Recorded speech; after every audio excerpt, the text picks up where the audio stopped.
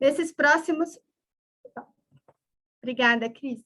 Nesses próximos 3 dias, a gente vai falar da construção do objeto de pesquisa, de projeto, de etapas e desafios no campo, dos métodos e técnicas que a gente pode utilizar, tendo como campo temático as instituições de segurança pública, justiça e de privação de liberdade. Mais do que descrever os métodos de pesquisa, a gente vai falar também um pouco das nossas experiências em campo, porque a gente acredita que isso pode colaborar para exemplificar, que pode parecer, por vezes, meio abstrato, né? Quando a gente está falando dos métodos, das técnicas e tudo mais. Então, esse curso tem a coordenação do professor Marcos Alvarez, que infelizmente não poderá estar conosco nesses dias, mas ele mandou saudações a vocês. Esse curso é ministrado por mim, né, Gorete, aqui já me apresentando inicialmente, pela Amanda, também vai se apresentar, a Giane e a Fernanda. Vocês vão conhecer a gente aos pouquinhos logo mais. Bom, nós ficamos muito felizes em saber que o nosso curso ele foi muito procurado e por essa razão também a Pró-Reitoria de Cultura e Extensão Universitária nos sugeriu de gravar as aulas e depois disponibilizá-las na plataforma da USP para ficar acessível para quem não conseguiu ser contemplado no sorteio. Assim, aproveito para avisar vocês também que essas aulas elas vão ser gravadas, tudo bem? A gente aproveita também para agradecer demais o apoio da Cris Uchoa, da equipe do Núcleo de Estudos de Violência da USP, que está nos dando esse suporte no Zoom e nos apoiando na realização desse curso. Nossa gratidão imensa, Cris, obrigada por estar conosco e tornar esse curso possível. Aliás, queremos registrar também o apoio do Núcleo de Estudos de Violência na divulgação e realização desse curso. Somos todas pesquisadoras do NEV, como vocês vão perceber ao longo das nossas apresentações. Antes de começarmos, precisamos passar algumas orientações iniciais. Primeiramente, é importante que vocês, quando entrarem na sala virtual, coloquem o nome completo, porque a gente pede para vocês fazerem isso, porque essa vai ser uma forma da gente fazer o controle de presença, tudo bem? Se vocês colocarem, por exemplo, o apelido, ou estarem usando o computador de outra pessoa, né, e aí acaba entrando com o nome da pessoa, aí a gente não vai conseguir identificar e fica, né, vai ser complicado para a gente marcar a presença. Então, por isso a gente pede para vocês, quando entrarem na sala, colocarem o nome completo, conforme vocês fizeram na inscrição, né, no formulário que vocês mandaram para a Pró-Reitoria. Bom, a gente vai ter 2 horas de aula, né? A gente vai ter um intervalinho de 15 minutinhos para dar uma respirada, tomar uma água, ir no banheiro. Então, a gente vai lá começamos agora, até umas 8h30, damos uns minutinhos, 15 minutinhos, e aí a gente volta em seguida. Outro ponto importante é que a gente vai precisar manter os microfones desligados, né? Que a gente tem no momento da apresentação das aulas, né? Para não dar muita interferência, mas certamente que a gente quer e incentiva, estimula que vocês participem o máximo possível. Então, quanto mais interativo, mais gostoso fica o nosso curso, né? No entanto, né, por esse ambiente virtual nos trazer esses desafios, né? Se vocês quiserem interagir em algum momento, vocês mandem comentários, dúvidas e perguntas no chat, ou vocês podem usar o recurso de levantar a mão, que a gente vai estar observando isso, tá? A gente também vai usar o chat para eventualmente mandar e divulgar links de alguns conteúdos da aula, né? Então, esse é um recurso que a gente também vai aproveitar. Não se esqueçam, né, de que vocês recebem o certificado, para receber o certificado, vocês precisam ter 75% de presença, e como a gente tem 3 dias de aula, é importante, então, procurem, no máximo possível, não faltarem, tá bom? Bom, eu acho que é basicamente isso, ficamos muito felizes em receber vocês no curso, e a gente vai se apresentar melhor para vocês, um pouquinho das nossas pesquisas, da nossa trajetória, porque é importante a gente falar do nosso lugar, né, de onde estamos, né, do nosso lugar de fala. Eu vou passar a palavra para as minhas queridas companheiras nesse curso, para elas se apresentarem, mas não sem antes dizer que, para mim, é um privilégio não apenas trabalhar com essas mulheres incríveis, mas aprender com elas diariamente, com as suas potências e experiências. Eu me sinto privilegiada de ministrar esse curso na companhia de pessoas que eu tanto admiro. Gratidão de vocês terem topado, estar nessa empreitada e mais essa experiência. E no fim, depois que elas se apresentarem, eu retomo, porque aí a gente vai dar início ao curso, tá bom? Acho que a gente pode começar. Eu vou transmitir aqui, a gente preparou uma apresentação super bonita, acho que vocês vão gostar, bem, né? Pensando que também é de noite, muita gente está chegando do trabalho, está chegando da faculdade, né? Está chegando. Vamos fazer uma coisa bem gostosa, né? Bem leve para todo mundo sair aí falando, foi gostoso fazer, vou voltar na quarta-feira, tá bom? Vou passar então para a Amanda, eu vou já aqui colocar a nossa apresentação. Boa noite, gente. Boa noite, Gô, também, que acabou de falar. Para mim também é um super prazer estar aqui com vocês, com Gorete, com Giane, com Fê, e falando de... Acho que é um assunto super importante, né? Que são métodos e técnicas de pesquisa, porque a gente acaba fazendo pesquisa e não um pouco se dá conta do que está fazendo, assim. Eu acho que esse momento de sentar, de conversar, de dividir as experiências, de falar dos métodos é muito importante, porque ajuda mesmo a organizar, né, as coisas. Acho que em termos de apresentação, meu nome é Amanda, eu sou pesquisadora de pós-doutorado no NEV, sou mestre e doutora em Sociologia pelo IESP-UERJ, não sou carioca, sou brasiliense, volta e meia eu acho que eu sou carioca, mas não é o caso. E a minha área de atuação mesmo é em sociologia do direito, né? Pesquisas em instituições judiciais, tribunais, Ministério Público, né? Judiciário e Ministério Público, principalmente com bastante ênfase em profissões jurídicas, então entrando aí na sociologia das profissões, entender como esses profissionais se definem, se colocam, atuam, inclusive politicamente, porque é um pouco a área que eu estou desenvolvendo a pesquisa de pós-doc, né, em direito e nas relações em direito e política. Então, são profissões jurídicas, direito e política, mestrado e graduação eu estudei comissões da verdade também, então justiça de transição.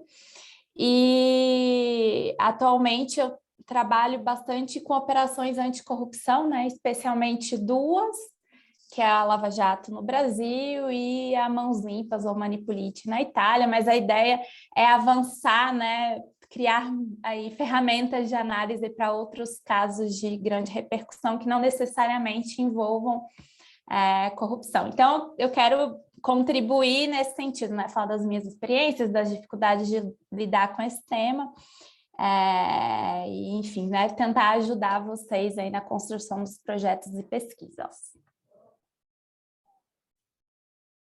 Boa noite, gente, tudo bem? Eu sou a Fernanda Cruz, eu também sou pesquisadora de pós-doc no NEV. Queria dizer também que é um prazer estar junto com as minhas colegas, e também queria dizer que a primeira versão desse curso foi com a colega Mariana Kies, que não pôde estar com a gente hoje, mas que também foi muito importante para que a gente criasse esse curso e que a gente fosse maturando ele, né? O que a gente pensou, só antes de falar sobre mim, acho que é legal a gente dizer que a gente queria um curso que a gente falasse sobre as coisas que às vezes a gente não fala durante as disciplinas. Então, por isso, às vezes vai parecer que a gente está conversando, vai falar, nossa, mas é mais uma conversa e tal, mas é um pouco a ideia de ajudar a pensar obstáculos, desafios, dúvidas que a gente enfrentou ao longo do nosso campo e que nem sempre a gente encontrou um espaço estruturado para falar sobre. Claro que muitas vezes a gente encontrou, tivemos bons orientadores e tal, mas nem tudo. A gente tem muita coisa que a gente passou que a gente pensa, poxa, se eu tivesse pensado nisso antes, eu poderia ter feito minha jornada um pouco diferente. Então, é um pouco isso que a gente quer fazer aqui. E aí, para falar um pouco sobre mim, eu trabalho com as instituições de segurança pública desde a iniciação científica. Eu também sou das ciências sociais, né? Eu sou formada, sou bacharela em ciências sociais, mestre e doutora. Sou também formada em comunicação, mas nunca trabalhei com isso. E desde a iniciação científica eu trabalho com pesquisas na área de violência, a grande parte delas nas instituições policiais, principalmente na Polícia Militar, mas também já trabalhei com a Polícia Civil, já trabalhei no Rio de Janeiro, já trabalhei em pesquisa em área de milícia, pesquisa sobre suicídios e homicídios, enfim. E aí é um pouco dessas pesquisas que eu quero trazer para vocês hoje, numa abordagem tanto... já trabalhei com perspectiva quali e quant, mas hoje é focado no quali, né, nosso curso, mas a gente também pode refletir um pouco mais sobre tudo que a gente viveu até aqui. E é isso, boa noite, obrigado, Cris, e obrigado a vocês pelo interesse. E, enfim, espero que a gente consiga construir debates bem legais. Boa noite, pessoal. Também faço minhas as palavras das colegas, Gorete, Amanda e Fernanda, sobre o prazer de estar com elas nesse curso. Reforço o agradecimento à Cristina, que está dando suporte para a gente, super importante nessa noite. E, enfim, não quero ser repetitiva, mas é importante reforçar também o quanto que a gente preparou com carinho, com cuidado esse curso, né? Pensando justamente isso que a Fernanda trouxe, né? De como as nossas experiências empíricas podem contribuir com coisas que nem sempre são faladas nos cursos de formação e de pós-graduação, né? Então, eu acho que também é legal a gente compartilhar nossas experiências e, pelo menos, acho que enquanto a gente está falando, assim, que vocês, né, podem fazer as perguntas na hora, que eu acho que até fica mais dinâmico, né? Como a Gorete falou, acho que a Fernanda também falou, botar isso no formato de bate-papo, às vezes acaba ficando mais produtivo, que às vezes surge uma dúvida de uma coisa que você está falando na hora, depois você deixa para perguntar, perde um pouco o time, então é legal a gente fazer mesmo, fiquem à vontade para intervir com perguntas e dúvidas, né? Eu também queria comunicar que a gente, lá por volta das 8h30, vai fazer um intervalozinho, né, para a gente tomar uma água, ir no banheiro, e eu não volto na segunda parte, por questões de 2 bebês pequenos em casa. Bebês não, uma tem 4 anos, mas o outro tem 1 ano, né? Então, eu estou trancada dentro do quarto, em cárcere privado, literalmente, para que eu possa estar aqui compartilhando com vocês o curso. Então, se vocês ouvirem alguns choros, alguns gritos, bonequinhas cantando, musiquinhas, está tudo bem, tá? Eles estão lá com o pai, estão seguros, só são um pouco barulhentos. Mas é isso, então eu sou a Giane, eu sou também pesquisadora do NEV USP, eu já concluí um pós-doutorado no NEV USP, mas continuo como pesquisadora associada, trabalhando em algumas pesquisas, né, no programa central do NEV. Eu sou socióloga, graduada em Ciências Sociais pela Unesp, Universidade Estadual Paulista, Campus Marília, e fiz meu mestrado e meu doutorado na UFSCar. Então, eu fiz uma formação no interior, né, de São Paulo, e sou do interior de São Paulo, e moro aqui na capital há alguns anos, e também falo que sou do interior porque isso também está um pouco relacionado com meus primeiros temas de pesquisa, né? Porque eu comecei fazendo pesquisa sobre o sistema prisional ainda na minha iniciação científica, e eu trabalhei justamente o processo de interiorização do sistema penitenciário no estado de São Paulo, né? Acho que, não sei se todo mundo conhece um pouco desse processo, mas ali no começo da década de 90 houve um processo aí de ampliação, de crescimento exorbitante do sistema penitenciário em São Paulo, né? Essa expansão, ela aconteceu para o interior, né, para várias pequenas cidades do estado de São Paulo, e isso teve um impacto social e econômico em diversas pequenas cidades, e esse foi meu objeto de iniciação científica e, posteriormente, de mestrado também, né? Então, trabalhei com essa expansão do sistema prisional, um pouco o impacto disso também na vida das pessoas que têm seus familiares privados de liberdade, que esse já foi o tema do meu mestrado. E no meu doutorado, eu trabalhei um pouco mais do impacto aí da organização do chamado mundo do crime, né, com a organização do PCC, sobretudo em São Paulo, como que isso impactou nas instituições de controle do crime, polícias, Ministério Público e Judiciário, né, fiz a partir de um acompanhamento de 2 casos específicos envolvendo membros do PCC, quais foram as estratégias aí que as instituições vêm, né, desenvolvendo nos últimos anos como uma forma de reação à organização e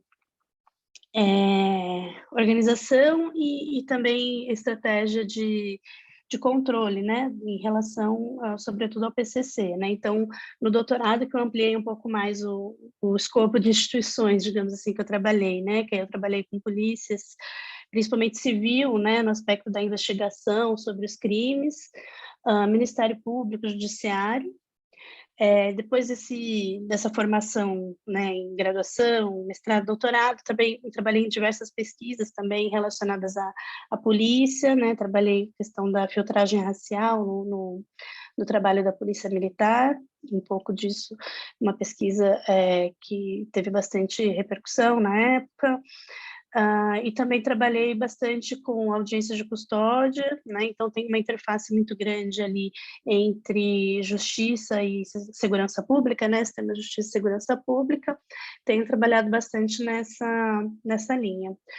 No NEV, especificamente, eu venho trabalhando uma linha de pesquisa relacionada ao judiciário, né? Então tenho ficado mais próximo dos diálogos sobre sistema de justiça e atores jurídicos, né, os juízes e desembargadores, enfim, nessa seara. Então, também tem aí alguns anos de pesquisa empírica para compartilhar com vocês. E acho que é isso.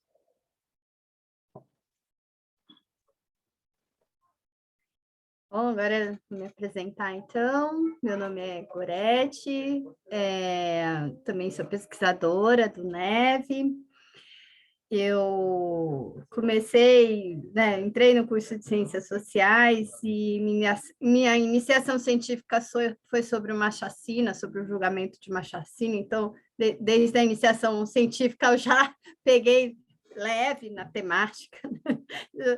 E aí, quando eu comecei a fazer o campo tal, eu trabalhava numa organização também de direitos humanos, e aí me deparei com vários casos, processos, enfim, de crimes de tortura, e isso me instigou a analisar como é que o sistema de justiça processava esses crimes, né?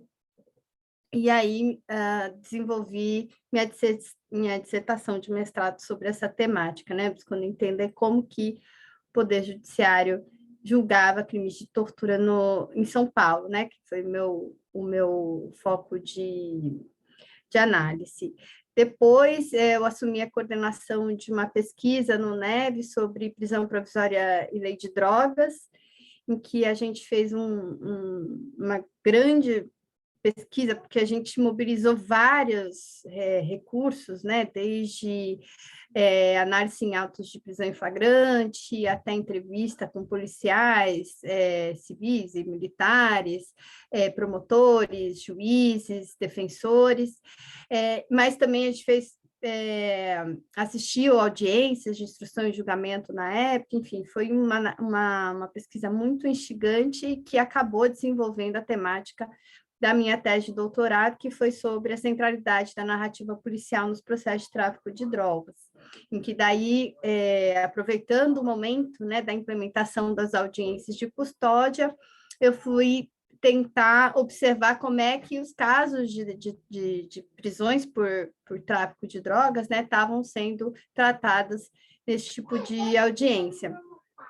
Então, a minha trajetória vencendo nesse campo, né, especialmente no judiciário, assim como a Gi, também estou na equipe que estuda a questão da legitimidade do poder judiciário, na grande pesquisa do CEPID do Neve, e acho que por isso também a gente teve a ideia de fazer, né, de montar um curso que pensasse métodos nesse campo, né, porque a gente teve vários desafios de como trabalhar não só de entrar nesse campo, né? A Mariana, por exemplo, que teve nessa versão do curso que a gente deu no laboratório, ela trabalhou com a temática dos adolescentes em medida socioeducativa, né? Então, a gente tentou trazer essas várias abordagens pelas quais a gente transitou na nossa vida acadêmica, mas também na nossa vida profissional, né?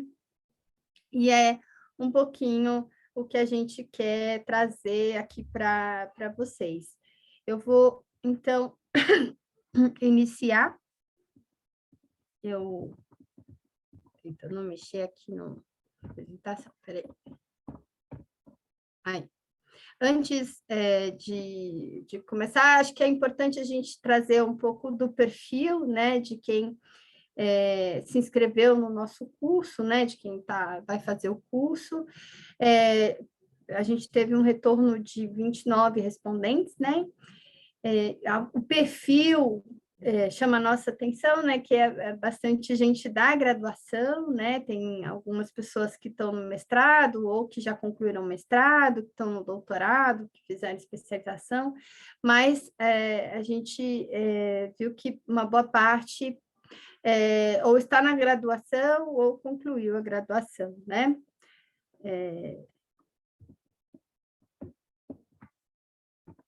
Eu e os recursos tecnológicos. Bom, sobre a área de formação, né? Muita gente do direito, né? Das ciências sociais, do serviço social, mas também de outras áreas, né? Também chama bastante a nossa atenção, né? Tem da educação física, tem da gestão de processos, tem uma pessoa da obstetrícia, enfim, tem várias da área da saúde, né? Então, é muito interessante porque a turma está bem ampla e variada, né? E a gente percebeu também que tem de vários lugares do país. Então, a gente está em São Paulo, mas está também em Pernambuco, está em Minas Gerais, está no Rio Grande do Sul, está em vários lugares ao mesmo tempo nesse mundo virtual. Então, é muito legal saber dessa procura, né, pelo nosso curso, e que ela partiu de vários, não só de várias áreas, mas de vários pontos do país, né? E que legal, que bacana a gente poder ter essa difusão. Sobre experiência de pesquisa, um outro dado muito importante para a gente é que uma boa parte diz que ainda está iniciando, ou quer iniciar, ou quer fazer, ou está pensando. Então, vai ser legal porque a gente acha que esse curso também é isso, né? É buscar auxiliar nesse processo de construção do objeto, né? De construção do projeto, tal, que como a Fernanda falou, às vezes a gente não tem isso na graduação, né? Não tem esse espaço. Às vezes até tem a disciplina, mas a gente não consegue ver os desafios de cada método, experiências, tal, né? A gente acaba ficando mais na parte teórica. Então, a gente acredita que o curso pode ser bacana também por isso. E tem algumas perguntas sobre o que, né, vocês estavam buscando, tal, e a gente acabou vendo que muitos dos pontos que a gente tinha preparado é o que vocês estão procurando, né? Então, eu acho que isso também vai ser bem legal. Eu acho que a gente espera, né, suprir as expectativas, mas, claro, que estamos abertos a sugestões e tal, enfim, é sempre bom para a gente melhorar, né?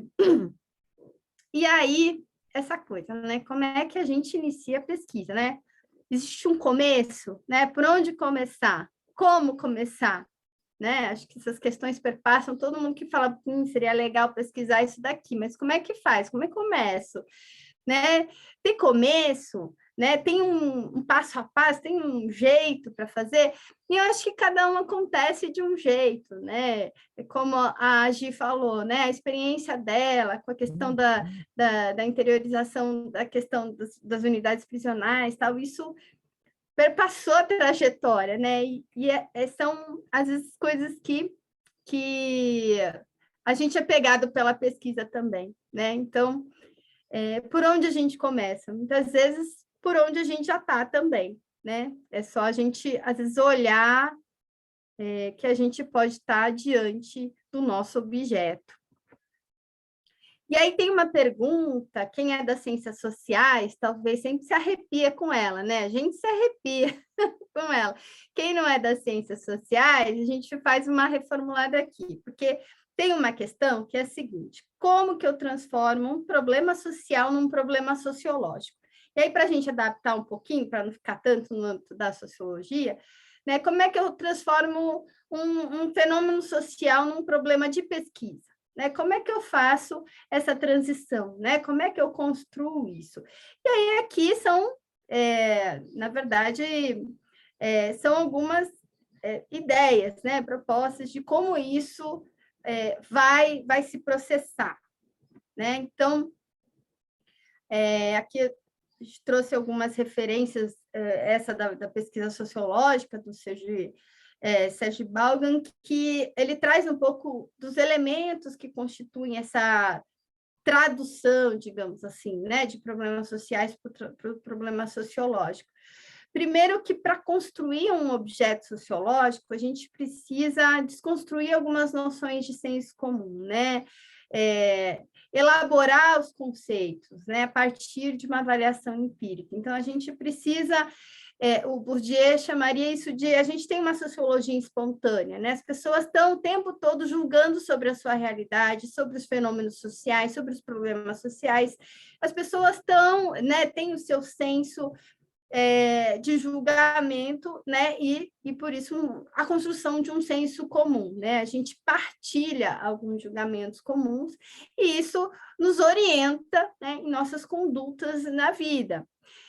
Só que quando a gente vai construir um objeto, quando a gente vai construir, né, transpor um problema social para um problema sociológico, a gente precisa de alguns recursos. Né? Primeiro, a gente precisa problematizar o senso comum. Né? Então, pegar uma crença, pegar algo que explica uma realidade e tentar comprovar, meio que testar se aquilo é válido ou não. Né? E como é que a gente faz isso? A gente faz isso com dados, com produção aí justamente da pesquisa. Né? Então, a ideia de você transformar um problema social num problema sociológico é você trazer um novo questionamento, né? Um questionamento crítico sobre aquela realidade. E aí, tem o Cyril Lemieux, que é um sociólogo também, que ele fala que transformar um problema social num problema sociológico, na verdade, seria como formular um enigma, né? Um enigma que tem algumas etapas. Então, primeiro, qual que seria a primeira etapa? Se apossar de uma crença compartilhada, né? Ou seja, desse senso comum, né? E aí se pretender estudar sobre ele. Uma segunda etapa é ressaltar nela uma série de inferências lógicas e seus enunciados preditos.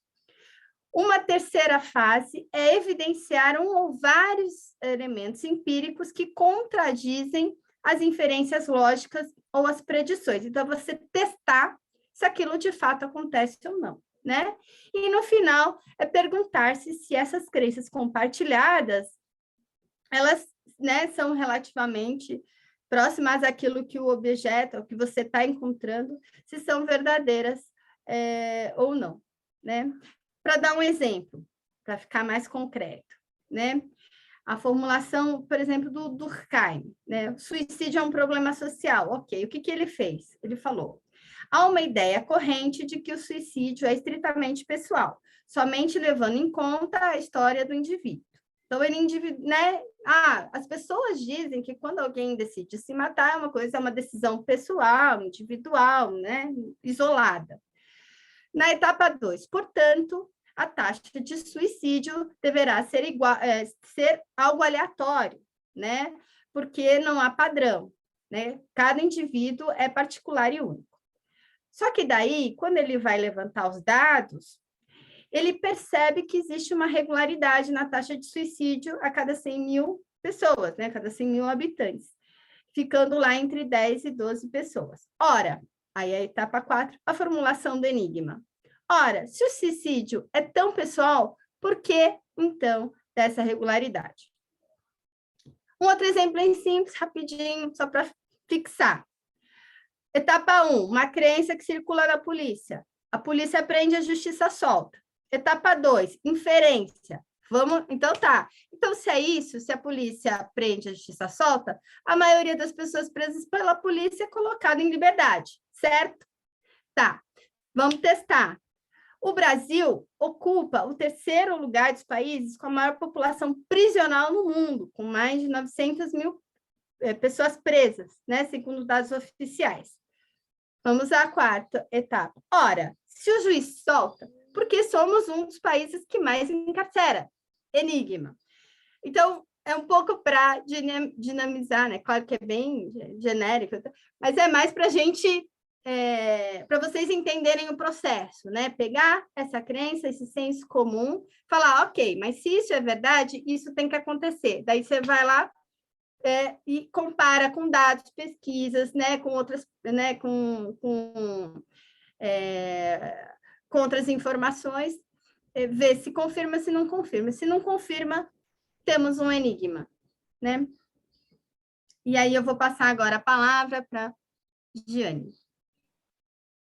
Obrigada, Gô. Só para complementar um pouco isso que a Gorete falou, né? Eu acho que essa primeira etapa, né, de você pegar essa crença e confrontar com dados da realidade, né? Dados empíricos, né? Sejam dados quantitativos, sejam dados qualitativos, né? E até mesmo fazer uma observação sobre determinado fenômeno, né? Porque determinados fenômenos permitem a observação direta, né? Então, também para dar um exemplo, né? Quando eu fiz pesquisa sobre a interiorização das prisões, uma das coisas que se falava muito, né, era que a instalação das prisões, né, nas pequenas cidades ia aumentar muito a criminalidade naquelas cidades, né?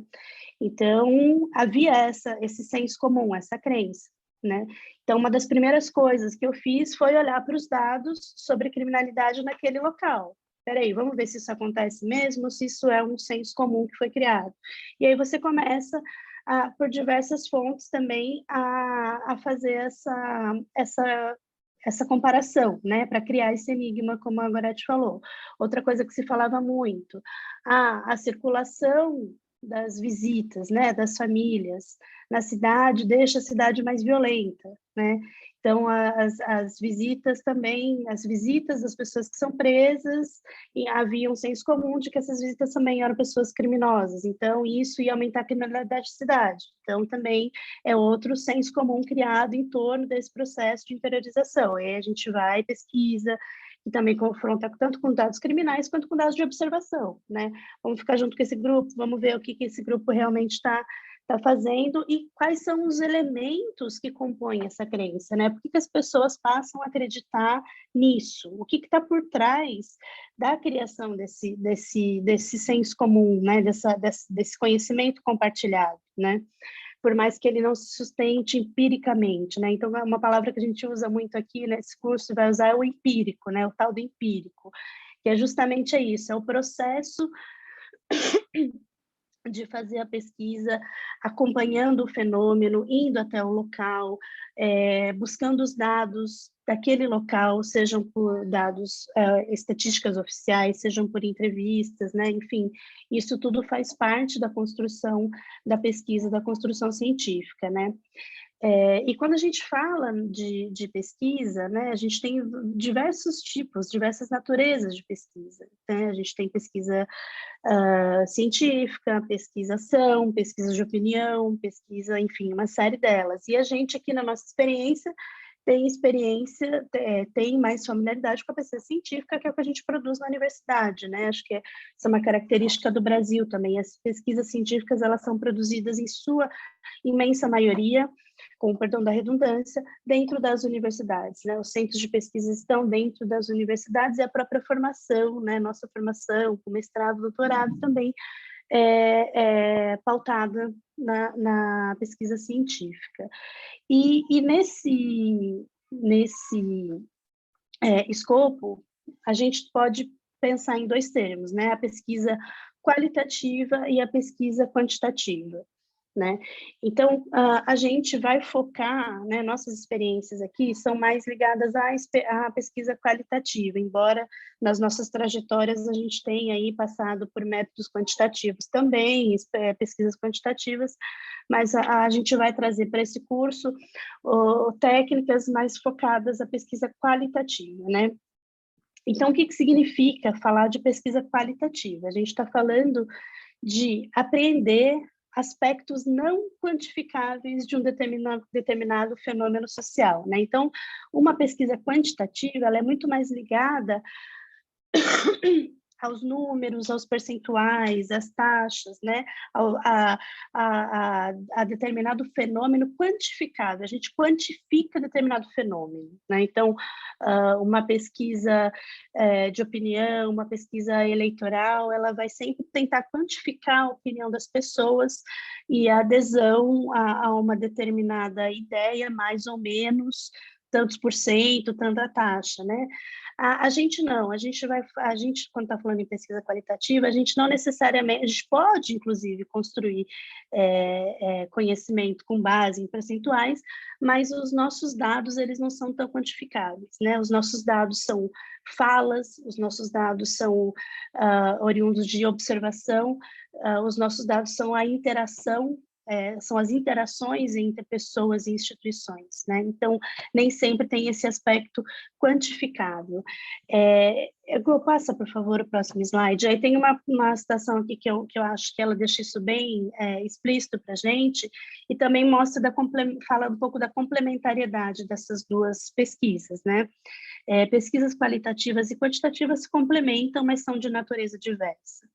Uma trata da magnitude dos fenômenos, a outra da sua intensidade. Uma busca aquilo que se repete e pode ser tratado em sua homogeneidade. A outra, as singularidades e os significados. A pesquisa qualitativa trabalha muito menos preocupada com os aspectos que se repetem e muito mais atenta com a sua dimensão sociocultural, que expressa por meio de crenças, valores, opiniões, representações, formas de relação, simbologias, usos, costumes, comportamentos e práticas.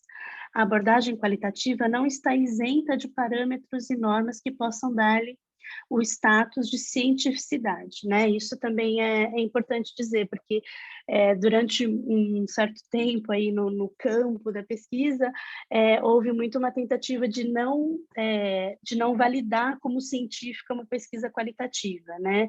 Então, porque seus dados não podem ser replicados, né? Seus dados não podem ser generalizados, né? Porque um dos aspectos da pesquisa quantitativa é que os resultados, alguns podem ser generalizados, né? Então, como, por exemplo, quando você faz uma pesquisa eleitoral, como Datafolha, enfim, a Ipsos, ela ela entrevista um número pequeno, né, de pessoas, 2.000, no máximo 3.000 pessoas.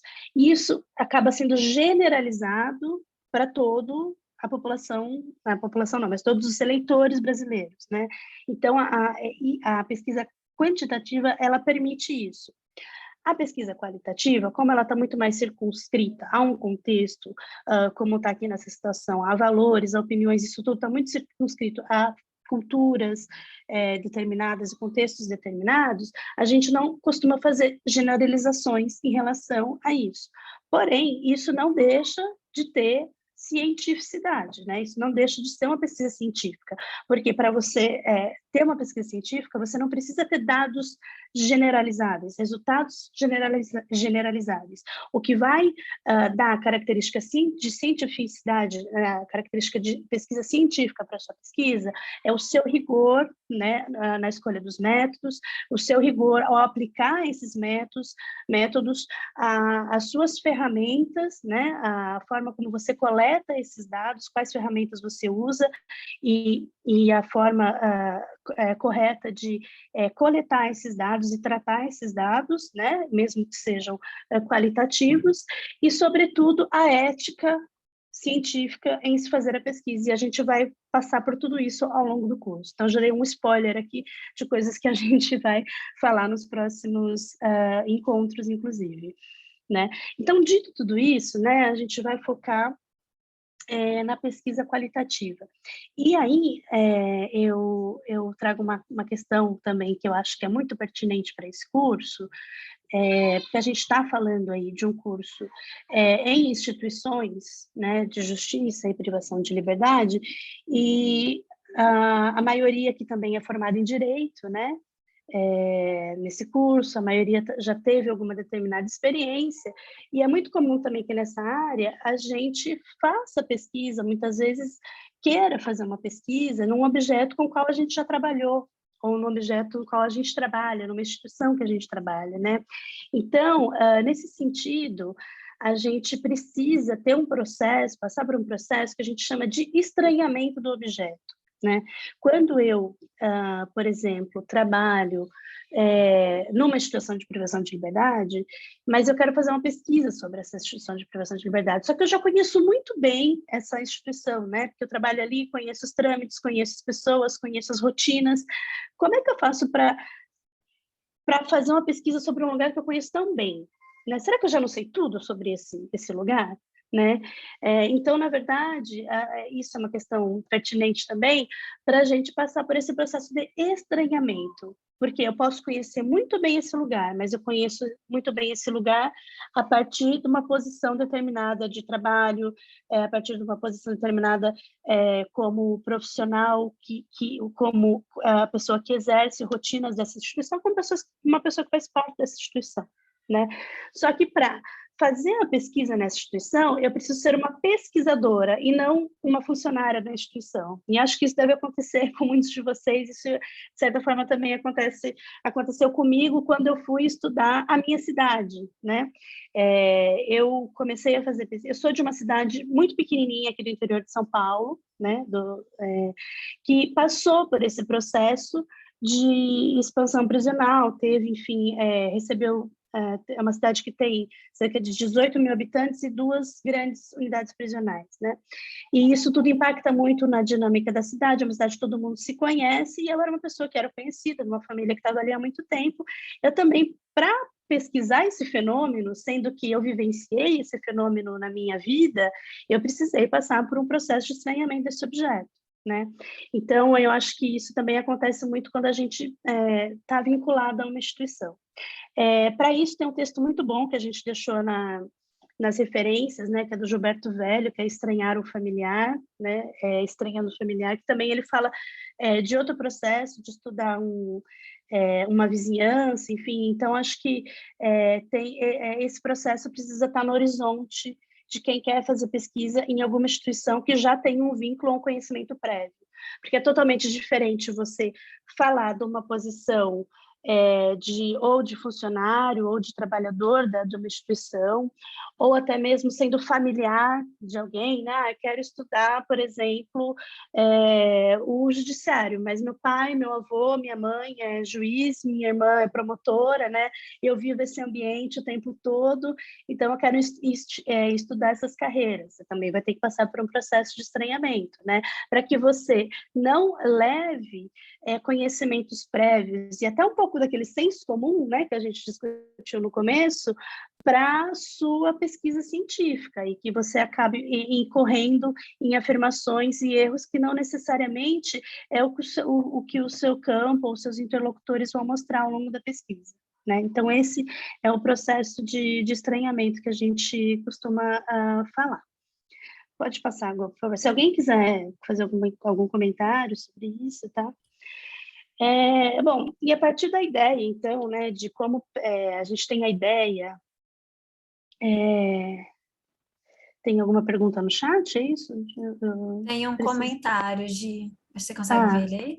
A Peraí. Mônica diz, precisa me ensinar como fazer esse estranhamento. Sim. Então, aí a gente tem bastante texto escrito sobre isso. A gente pode trabalhar esse estranhamento. Eu mesma, na minha dissertação de mestrado, no meu livro, eu coloco isso logo na introdução. Sim, Mônica, a gente fez uma lista, né, de referências que tratam todos esses temas que a gente vai falar e a gente vai passar para vocês, tá bom? Tem esse texto do Gilberto Velho que eu já mencionei, tem também as coisas que eu escrevi ao longo do meu mestrado também, acho que podem ajudar. Posso acrescentar só uma coisinha, Gi? Claro, Fer. Eu acho que é muito interessante, né? Tem dois processos nisso, um que é o reflexivo, mas o outro também de expor isso ao seu leitor, porque é muito importante que o leitor, a pessoa que leia a sua pesquisa, saiba de que lugar você está falando. Então, por exemplo, né, nesse caso, sei lá, se você trabalha numa instituição de profissão de liberdade, você quer estudar aquela instituição, é preciso estar claro em algum momento da sua pesquisa quem é você, como que você se aproximou desse objeto, o que essa relação, o que você acredita que o fato de você ser um profissional ali impactou ou não na pesquisa. É claro que a gente não está dizendo que é inviável fazer pesquisa nessas condições, pelo contrário, até porque a gente sabe que tem uma riqueza muito grande. Muitas vezes essas pessoas vão conseguir acessar informações que um pesquisador não vai conseguir acessar nos trâmites formais e tal. Mas também tem essa questão de, às vezes, ter uma dificuldade de se despir de algumas percepções ali que rodam aquele contexto, mesmo estando na posição de pesquisador. Então, só queria reforçar que eu acho que é importante pensar nessas duas perspectivas, numa na de refletir sobre, mas também expor isso para as pessoas que vão ler o seu trabalho. Uma coisa que ajuda muito também, com base nisso que a Fernanda falou, quando vocês já estiverem fazendo pesquisa, enfim, participar de congressos, participar de debates e expor, né, o que você está escrevendo. Muitas vezes você acha que você não está trazendo nenhum elemento, mas uma pessoa vai ler esse trabalho e fala assim, olha, mas isso aqui, né, está um pouco estranho, parece que, né, tal coisa. Então, debater o seu trabalho no mesmo... paralelamente à construção dele, também ajuda muito nesse processo de estranhamento, né? Participar de grupos de trabalho, de congressos, é muito importante para ajudar a ter essa percepção, né? Porque os pesquisadores de fora conseguem chamar a sua atenção para determinados pontos onde você pode estar incorrendo aí em alguns deslizes, digamos assim, né? E outro ponto também que a Fernanda mencionou, que é sobre o acesso privilegiado. Isso eu sempre costumo falar nas minhas aulas sobre métodos, né?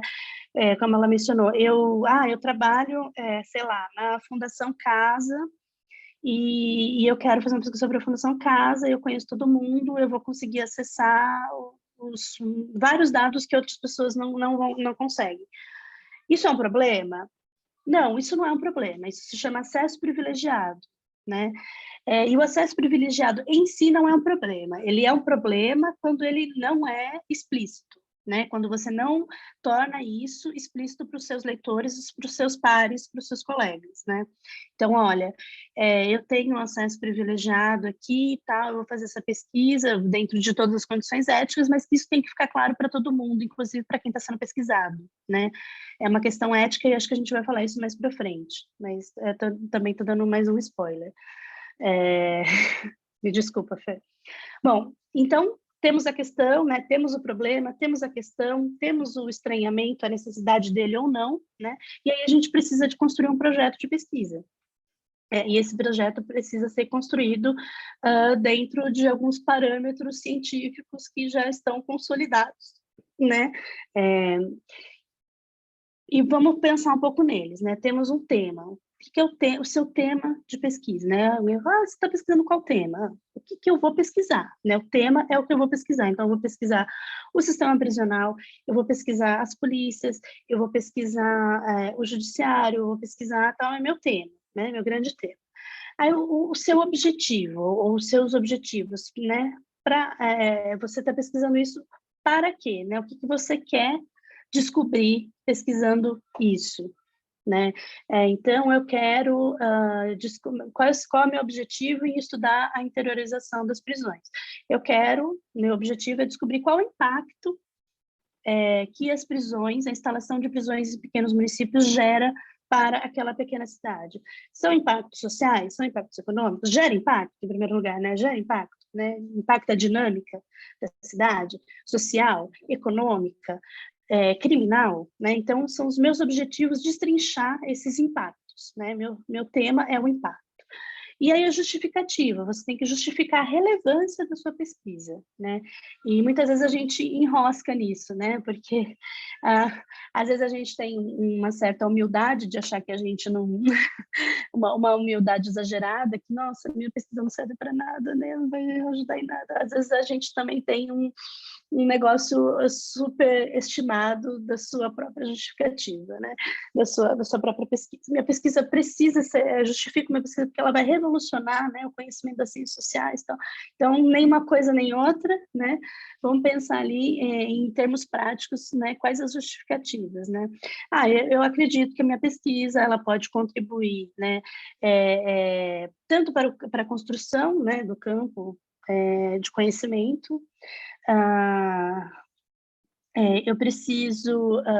acredito que minha pesquisa ela vai contribuir para a gente entender, pensando de novo ali nos impactos, né, do sistema prisional no interior, quais são as principais demandas da população da pequena cidade em relação a isso, né?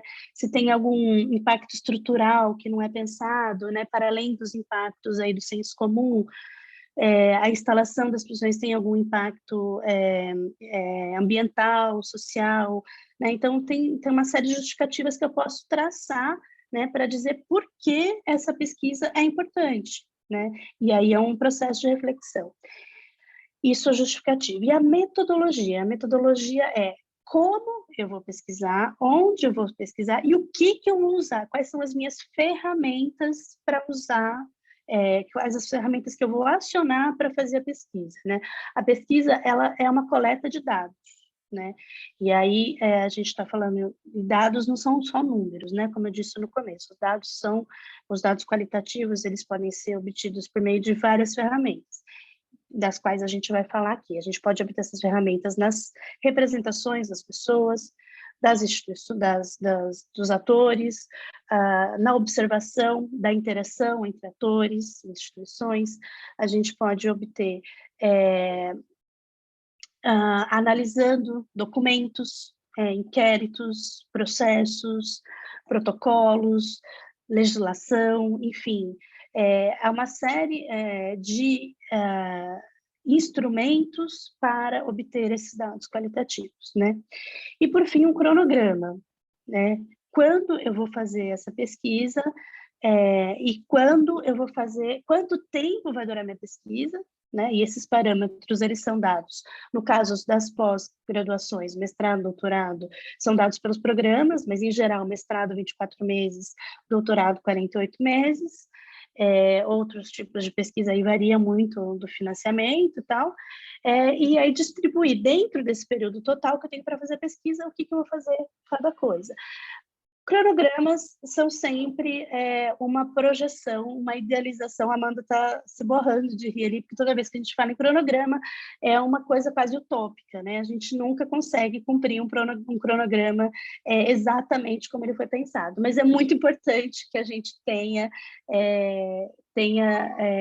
um horizonte que é esse cronograma para a gente.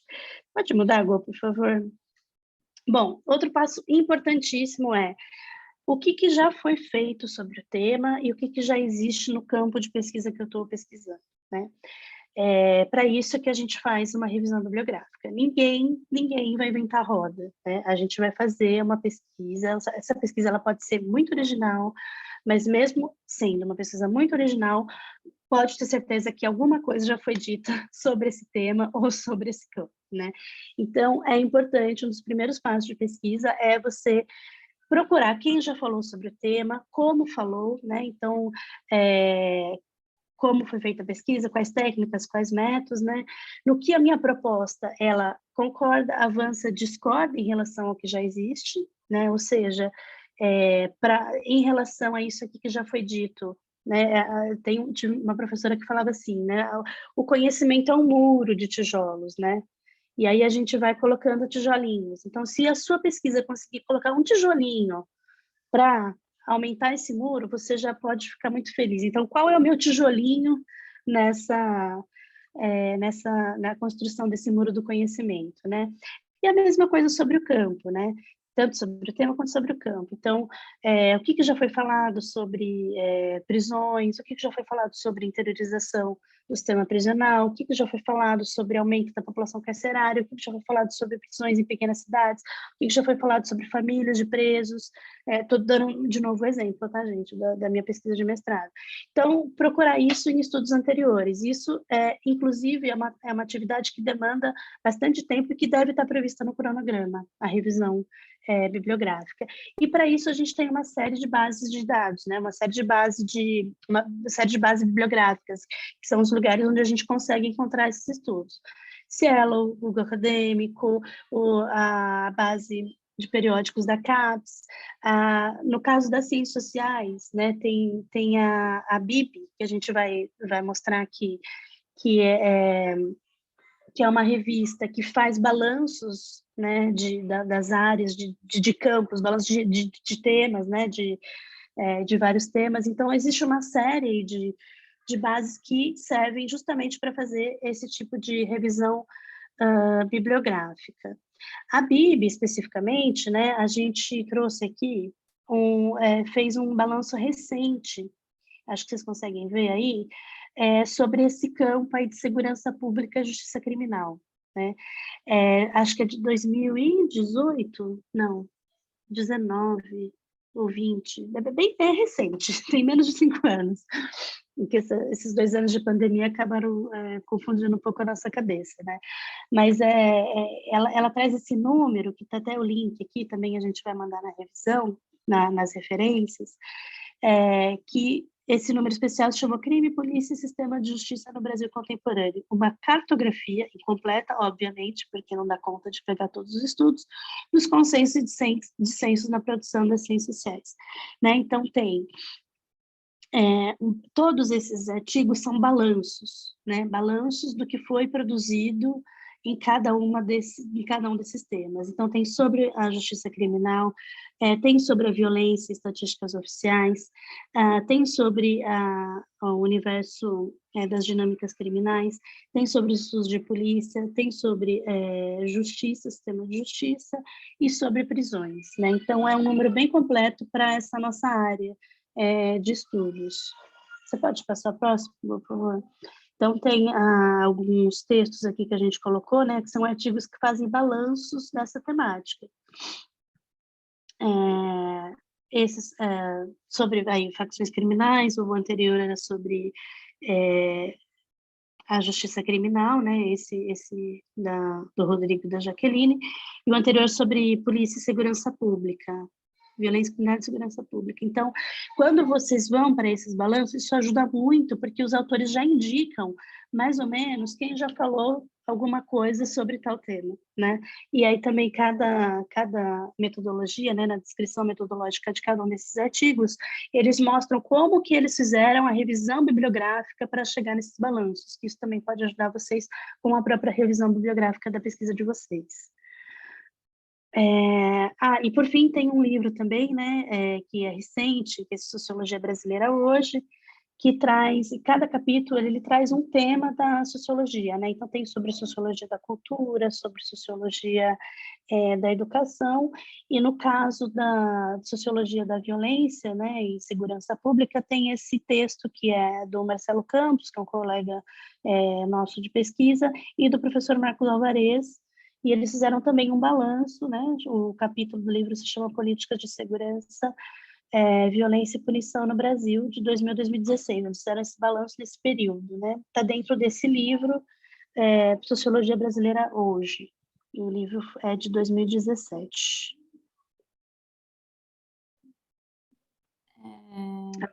Amanda vai também indicar agora esse curso é tão atual, tão bem pensado, que algumas fontes, nem algumas pesquisadoras aqui conhecem, tá? Então, por exemplo, a Amanda trouxe essa dica aqui para gente, que a gente vai aprender hoje.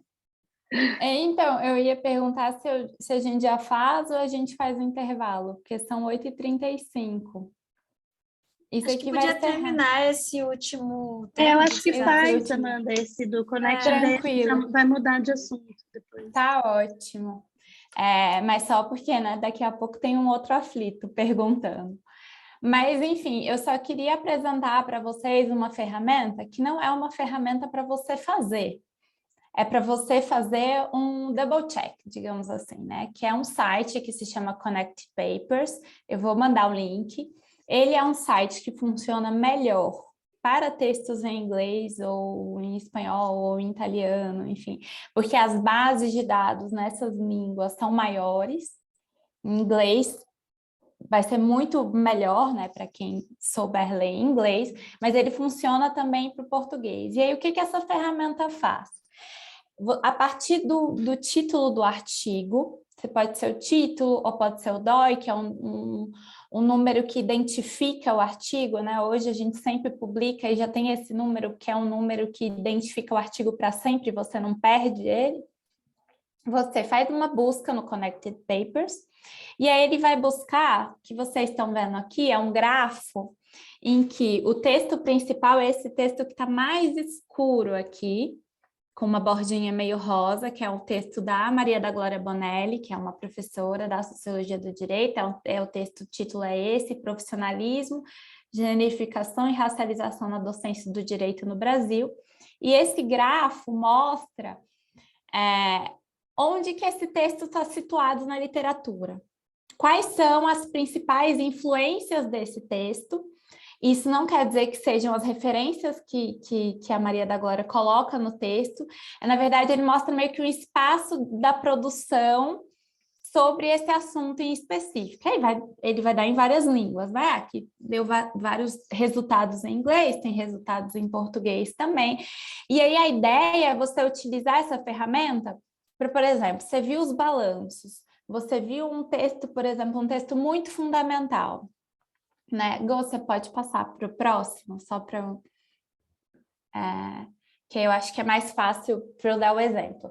Eu peguei esse texto que é muito fundamental na minha pesquisa sobre a Operação Mãos Limpas, que é uma operação italiana, que é o legado controverso da Mãos Limpas, uma análise crítica da corrupção italiana e da anticorrupção italiana.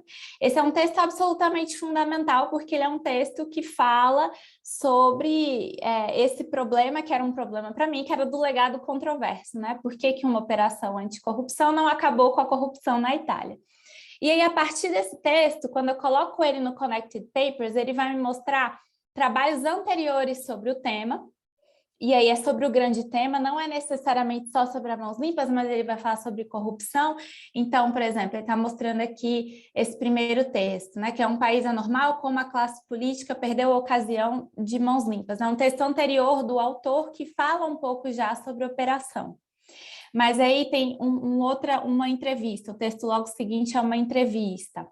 Então, são textos conectados, por isso que é Connected Papers, àquele texto principal que você está buscando. Então, a ideia de você fazer realmente uma checagem. Será que você nunca vai ler tudo, tá? É impossível. Primeiro aviso aqui não vai dar para ler tudo. Mas, se você tem um texto que é muito fundamental e você queria investigar mais esse texto, saber a metodologia de maneira mais minuciosa, essa é uma ótima ferramenta, porque você vai achar, eu coloquei aqui só o print dos trabalhos anteriores, mas você também vai achar de trabalhos derivados. Então, ele vai investigar na rede do autor, no caso é o professor Alberto Vanucci, quais foram os outros autores, né, da mesma rede, da mesma universidade, de pessoas que iriam para congressos juntos, não sei o que publicaram também coisas parecidas. Então, serve para te ajudar, não é para entrar em desespero, porque quando você vê aqui, você entra em desespero, porque você vai ver um monte de coisa que você foi no Cielo, foi na base da CAPES, foi em todos os outros sites possíveis e vai ver muita coisa que você não leu. Mas para você conseguir filtrar e, de repente, achar artigos e achar livros que estão dialogando mais proximamente com você. Então, essa é a ideia da ferramenta. Ela é uma ferramenta que tem algumas limitações, porque você só pode usar meio que 2 vezes por mês sem fazer o cadastro. E lógico, né? Hoje a gente está com essa questão de publicação por grandes redes que compram essas ferramentas para comprar seus dados também. Então, vai todo mundo saber o que você pesquisa, mas é uma ferramenta para te ajudar a fazer esse double check, né? Será que não tem um artigo que faria mais sentido? Será que não tem um livro que faz mais sentido? Será que eu não devia investigar um pouco mais esse autor? Então, ela serve para isso. Aí a gente vai passar o link para vocês, né? Para vocês darem uma olhada. É sempre bom dar uma futucada. Eu volta e meia dou uma conferência lá para ver se não faltou alguma coisa. Mas a ideia é essa, né? Sempre pensando que é isso. A gente não inventa a roda. Nunca acredite numa pessoa que fala assim, eu sou o primeiro a escrever sobre isso. Não é. É assim, não é. Você vai escrever de uma maneira diferente, como a gente falou, vai escrever, abordar de um determinado outro ponto, mas o primeiro é muito difícil. Então, assim, essas são ferramentas para ajudar a gente a se localizar, a dialogar, né? Porque a ciência também ela é construída a partir desse diálogo, né? Você lê um texto, você conversa com ele, você discorda, concorda, né? Dá outra abordagem ali para o texto. Então, eu queria, enfim, apresentar a ferramenta, e aí vocês veem, né, o legado controverso da Mãos Limpas, um dos textos que eles colocam aí no grande ambiente, é um texto do Sérgio Moro, Considerações sobre Manipulite, todo mundo já deve ter ouvido falar, se alguém leu alguma coisa sobre Lava Jato, mas aí você vê, né, inclusive textos em português que se conectam, ele vai achar, e aí, enfim, né, o trabalho é, de repente, achar esses outros textos, mas a ideia da ferramenta é essa, é uma ferramenta que é para ser usada aí com sabedoria, mas que ajuda bastante a gente se localizar no debate. Muito bom, Amanda. A Mônica disse, vocês tiveram conhecimento sobre pesquisas sobre polícia científica? Bora lá fazer o exercício, Mônica. Joga lá no Cielo, joga lá nesse site de busca que a gente indicou e vê se você encontra alguma pesquisa, um balanço ou trabalhos que tenham essa temática como foco do estudo, ou mesmo que esteja perpassado, né, por alguma temática, por exemplo, inquérito, sei lá, policial, tal, que porventura passou por isso, ou pesquisa sobre impunidade, sei. Lembrando que a polícia científica pode ter nomes diferentes em cada estado, né? Ainda tem esse também. desafio extra aí, uma pesquisa sobre esse tema. Me veio aqui a pesquisa da Flávia Medeiros, da UF, que ela fez uma pesquisa no IML do Rio. Acho que é a dissertação de mestrado dela. Tem um livro, chama, se não me engano, Matar o Morto. E, enfim, acho que ela... Não sei se é exatamente sobre a polícia em si, mas eu sei que trabalha um pouco com essa perspectiva. Mas sabe que até isso dá uma pesquisa, né? Porque quando você está procurando e você vê que tem citações diferentes, ou que as organizações são nomeadas de outras formas em outros lugares, isso dá uma baita pesquisa, né? Isso você já traz, né, uma problematização para o campo, já traz algo muito interessante. Então, às vezes, o próprio levantamento do tema te conduz à construção do seu problema. Isso é bem legal. Ela falou, né? A maioria dos estados, a polícia científica não é independente da polícia civil, como em São Paulo. Isso, outro dado. Eu acho que tem um levantamento do Senasp, da Senasp sobre política, assim, polícia científica, inclusive. Não sei se eles estudam os institutos criminais, mas é um estudo, e é isso, né? Tem esses relatórios também de pesquisa que também ajudam a gente, muitas vezes, a construir o nosso problema de investigação, né? Pessoal, esse você teve, ótimo. Vamos dar um intervalinho para vocês tomarem alguma coisa, comer, que às vezes dá uma fominha, pensar, né? Dá uma fominha? Para quem comeu ainda, uma bolachinha, ir no banheiro, tal, a gente volta, deixa eu ver aqui no meu relógio, são 8h42, mas eu acho que meu relógio está meio Acho que errado. são 8h45, mas eu ia sugerir da Tá. gente fazer 10 minutos ao invés 10 de minutos, 15. né? Tá Pode bom. ser, gente? Sei que Então, é a 10 minutos é gente apertado. volta umas 9 e... 8h55. 55. Ah, 9, 8. 8, eu sou ótima em matemática, gente. A vida. Até. Então, tá mais. Até já. Até já. Bom, gente, então vamos voltar a pensar, né? A gente terminou a primeira parte da aula com a pergunta da colega sobre, sobre pesquisas, né, na área de polícia científica. E aí isso conecta com esse segundo ponto da aula, que é quando a gente começa a pensar sobre o nosso objeto. Por exemplo, vamos pensar na polícia científica, né? O que dentro da polícia científica a gente vai estudar? A gente quer olhar para o funcionamento dela, como que ela funciona, como são os processos, quais as competências, quais são os dilemas, ou a gente, nessa perspectiva, por exemplo, a gente poderia olhar para documentos oficiais, a gente poderia olhar para abordagens da mídia sobre aquela instituição, ou a gente pode olhar também para as representações, discursos e prática dos atores. A gente pode começar a pensar a instituição a partir da forma que as pessoas atuam. Por que que isso é muito interessante? Porque muitas vezes a gente vê, por exemplo, uma disparidade muito grande entre o que as instituições dizem que elas fazem, o que o papel diz que elas fazem e o que elas fazem quando elas estão atuando. Por exemplo, se a gente pensar na polícia, como que a polícia forma o policial? Se a gente faz uma análise, por exemplo, das cartilhas de treinamento das polícias ou das ementas dos cursos das polícias. Tenho certeza que a gente vai olhar para várias polícias e pensar, uau, essa polícia aqui defende mais, olha, a polícia tem mais aula de direitos humanos do que eu como cientista social. Mas não necessariamente significa que os atores vão atuar de acordo com aquilo que foi aprendido. Então, quando a gente pensa sobre o nosso objeto, a gente também tem que pensar a partir de onde a gente quer olhar para esse objeto. Se a gente está interessado em olhar a estrutura, e as duas coisas podem ser interessantes, isso tem a ver com a nossa pergunta de pesquisa, isso tem a ver com o que nos move, ou a gente pode até contrastar os dois, né? A gente pode olhar e falar, não, eu quero pensar, por exemplo, sobre o treinamento de uma determinada classe, sei lá, agentes penitenciários. E aí eu vou olhar como funcionam as aulas, o que se ensina, e depois eu vou olhar como isso é aplicado no dia a dia, ou como é a recepção da aula, ou às vezes você tem a aula ali, mas durante nos corredores, qual é a conversa, quais são os conhecimentos que estão circulando ali, que não estão dentro da sala de aula. Isso tudo são coisas que a gente vai pensar sobre o nosso objeto. E a partir dessas decisões que a gente vai tomando, isso vão abrindo outros caminhos, né? Como se fosse um fluxograma. Então, você vai para um caminho A, você vai abrir determinadas questões que você precisa lidar. Você vai para o caminho B, você vai abrir outras questões que você precisa lidar. Por exemplo, quando a gente vai trabalhar com atores, a gente tem uma série de questões éticas para lidar. Né? Como que eu vou tratar esses atores, como que eu vou tratar a questão do anonimato, como eu vou acessar essas pessoas. E é um pouco sobre isso que a gente vai refletir agora nessa segunda parte da aula. Gô, passa para mim, por favor.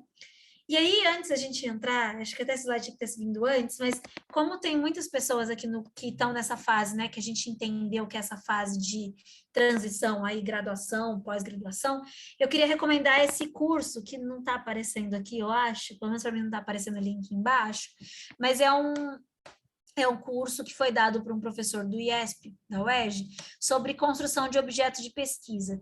E eu achei muito interessante a forma que ele articulou 3 dimensões que a gente precisa levar em conta quando a gente vai pensar no nosso objeto de pesquisa. A primeira, e sem dúvida, eu acho que a mais importante, é o interesse pessoal. A gente tem que pensar que a gente vai fazer isso por 4 anos. E mesmo que a gente seja apaixonada por aquilo, vai ter um dia que a gente vai acordar e a gente vai falar, puta merda, novo, eu não aguento mais, assim.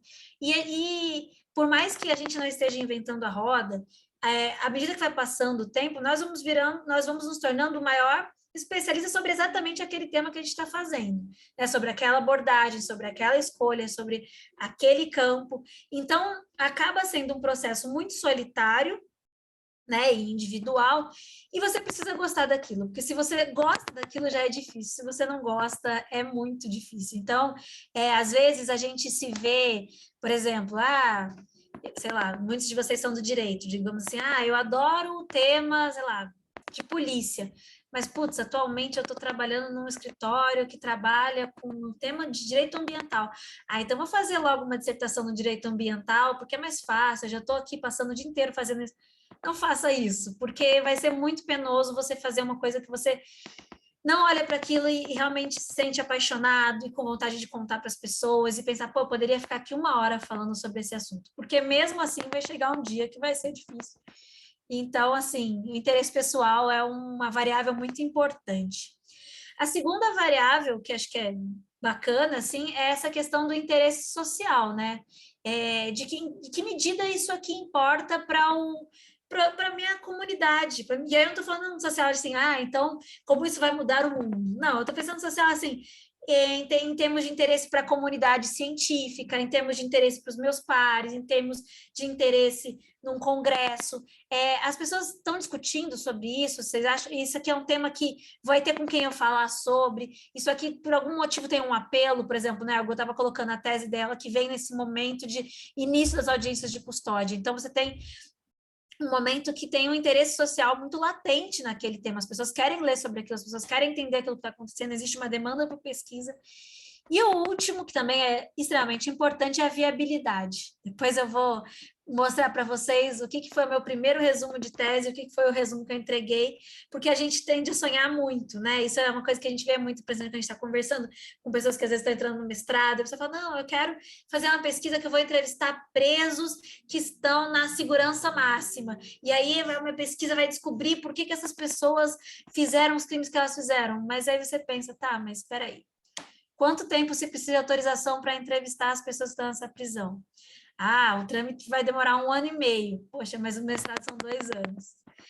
Então, a gente também precisa pensar se o que a gente quer estudar se encaixa com o tempo que a gente tem. Pode passar, Gu, por favor. E aí, a gente está falando sobre planejamento da pesquisa. E acho que a primeira pergunta, né, que é uma pergunta muito sincera que a gente faz ali no cantinho do nosso quarto, com a luz apagada, não precisa responder, não, né? Tipo, quanto tempo eu realmente disponho para fazer essa pesquisa? Porque, às vezes, é claro que a gente quer fazer pesquisa, a gente fala, não, eu consigo fazer campo em 5 estados no meu doutorado, mas, olha, eu trabalho, eu tenho 2 filhos, eu preciso ajudar minha mãe, eu tenho isso, mas eu vou dar um jeito, eu vou viajar. E, então, a gente precisa ser muito sincero com a gente mesmo para pensar qual pesquisa cabe com a minha rotina, né? Por exemplo, eu nunca morei na cidade que eu estudava, né? Então, eu sempre precisei ter outros trabalhos junto com o meu mestrado e com o meu doutorado. Então, eu sabia que eu precisava sempre ter uma pesquisa que pudesse conviver com outros trabalhos, porque eu precisava daquilo para me manter na cidade que eu morava, que eu estava estudando. Então, essas variáveis todas a gente precisa pensar. Para além de pensar, né, que, nossa, não vai dar tempo os trâmites burocráticos, a gente tem que olhar para a nossa vida e pensar que tipo de pesquisa cabe na minha vida, o que eu consigo fazer com o tempo que eu tenho. E aí, quais são... Aí, vamos lá, para as questões burocráticas. Tá, então eu quero pesquisar a polícia militar. Quais são os trâmites burocráticos para pesquisar a polícia militar? Por onde eu tenho que começar? E aqui a gente, né, eu vou retomar aquilo que a gente estava falando um pouco antes, o como ajuda a olhar para as pesquisas anteriores. E, assim, às vezes, não só olhar para os artigos, mas olhar e falar, putz, eu queria estudar a Polícia Militar de Goiás. Cara, tem uma pesquisa que ela aconteceu na Polícia Militar de Goiás, não é sobre o mesmo tema que eu. Mas foi lá, de repente eu posso escrever um e-mail para o pesquisador e falar, pô, tudo bem? E aí, como foi? Quanto tempo levou? Foi difícil? Foi fácil?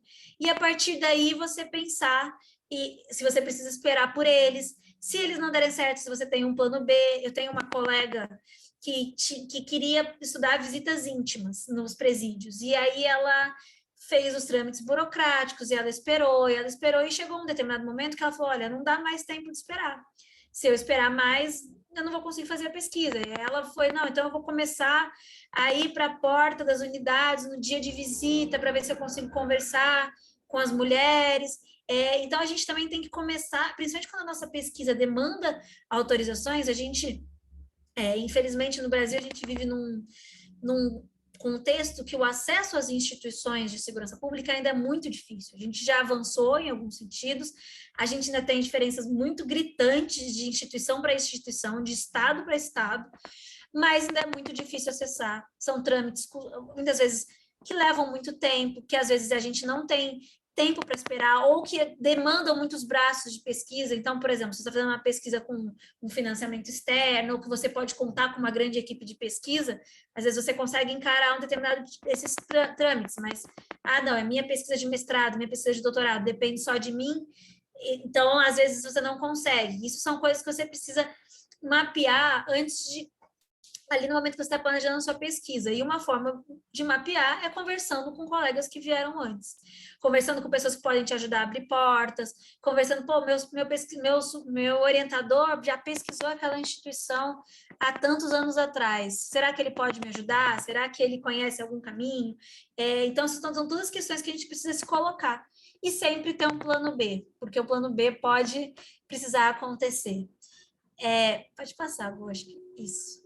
E é isso, e entender que o planejamento pode mudar e que está tudo bem, e que às vezes é até melhor que o planejamento mude, né? Então, eu vou ler aqui para vocês, rapidinho, essa foto que vocês estão vendo do lado esquerdo, era o resumo do meu projeto de qualificação do doutorado. Então, eu apresentei minha qualificação em 2016, e aí meu resumo dizia: esse projeto visa apresentar e discutir os desdobramentos do proibicionismo das drogas em nosso país a partir da Polícia Militar do Estado do Rio de Janeiro.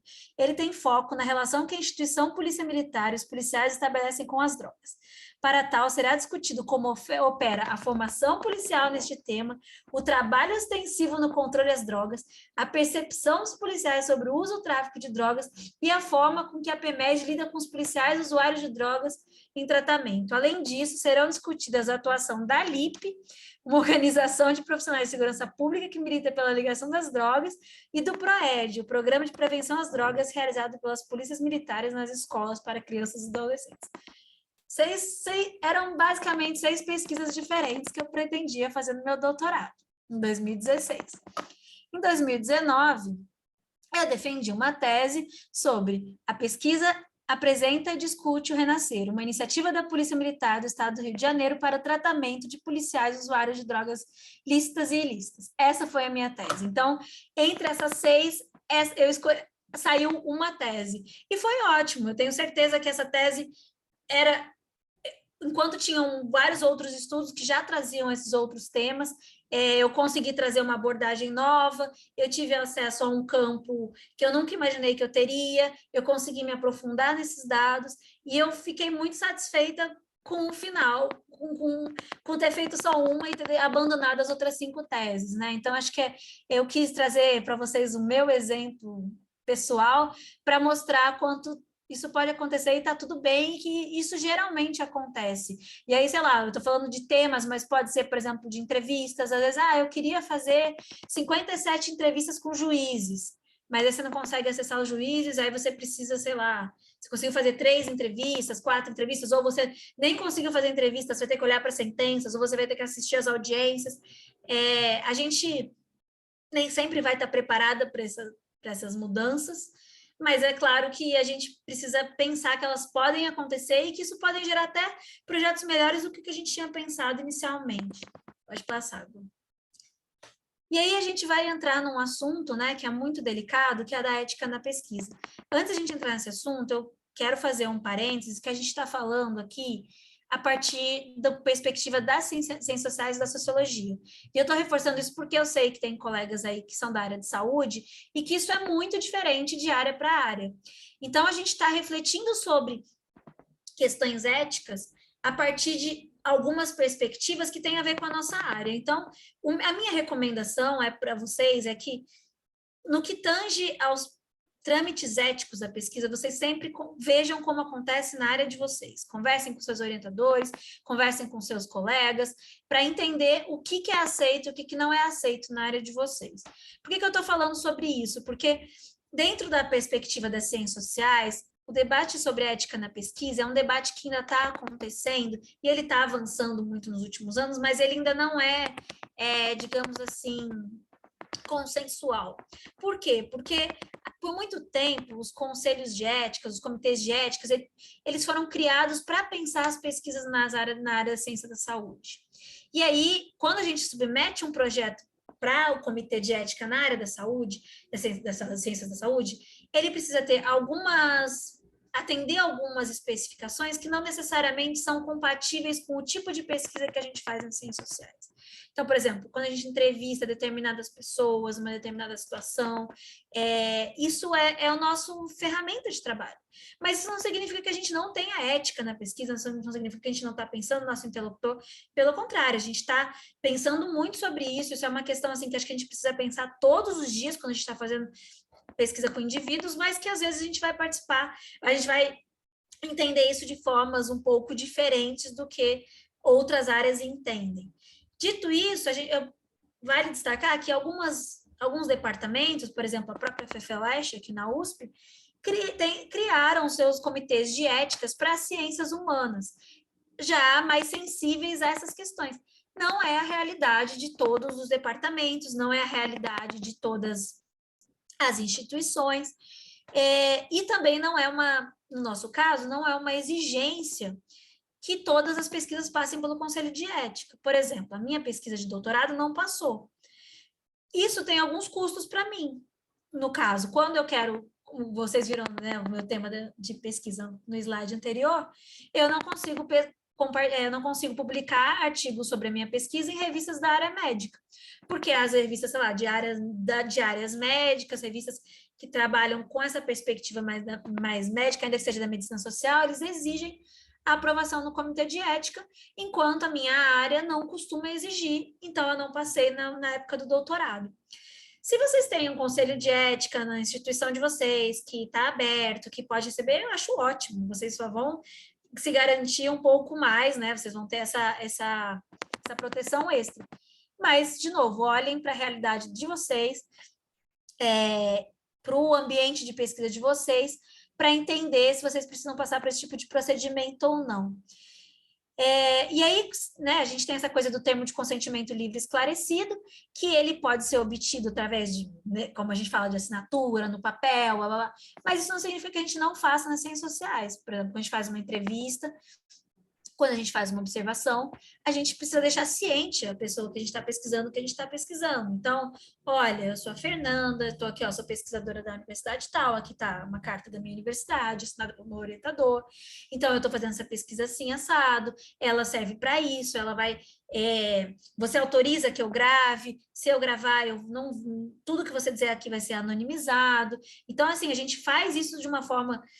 talvez não registrado em papel, mas a gente pode fazer através do consentimento informado para o gravador, porque a gente entende que nem toda pesquisa vai ser possível de se aplicar esse tipo de instrumento. Dependendo do contexto que você trabalha, por exemplo, dependendo da população que você trabalha, o fato de fazer eles assinarem um documento vai gerar um constrangimento neles que eles não vão aceitar fazer aquilo. Então, assim, são questões que você precisa... Eu não queria dar uma forma para isso, porque isso tem muitas questões minuciosas que têm a ver com o lugar que você está, a instituição que você está e também o lugar que você está pesquisando, porque vão ter algumas instituições que vão exigir que você passe por comitês de éticas daquela instituição, que aí vão ter as suas regras próprias e assim vai. Pode passar, por favor. Meu Deus, já são 9h15. E aí, continuando, né, esse assunto de transparência nas pesquisas, isso a Gi já tinha falado um pouquinho na parte inicial, mas a gente precisa entender que quando a gente fala de ciências sociais, as nossas pesquisas nunca vão ser replicáveis. Porque a gente está falando, as pesquisas qualitativas, porque se a gente está falando de entrevistas, se a gente parte do princípio de que as realidades são diferentes, de que as pesquisas não são generalizáveis, a gente entende que elas não são replicáveis tal como a gente entende isso nas ciências naturais. Mas isso não quer dizer que ela não tenha critérios de transparência.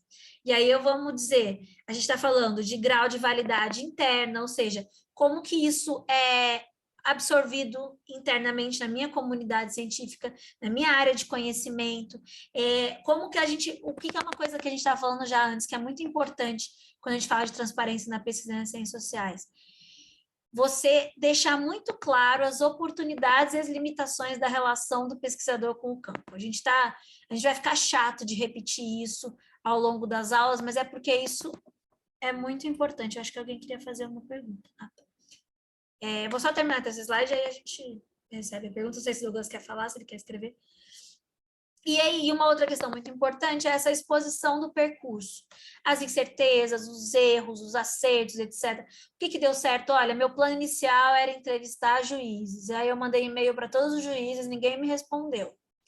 Então, eu fui lá e resolvi fazer tal coisa.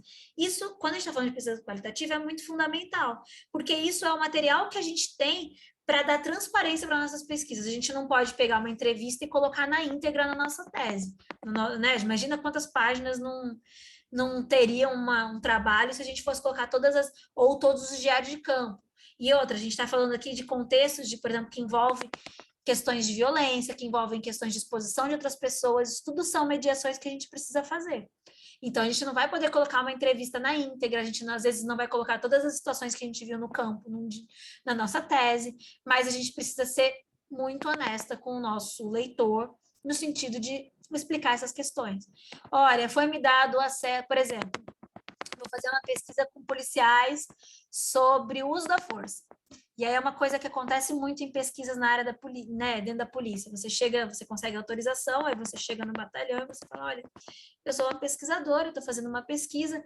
Aí o comandante fala, então tá bom, você vai entrevistar o fulano, o ciclano e o beltrano. Ou seja, ele escolheu quem eram as pessoas que queriam falar comigo. E isso pode impactar a pesquisa. Por que ele escolheu aquelas pessoas?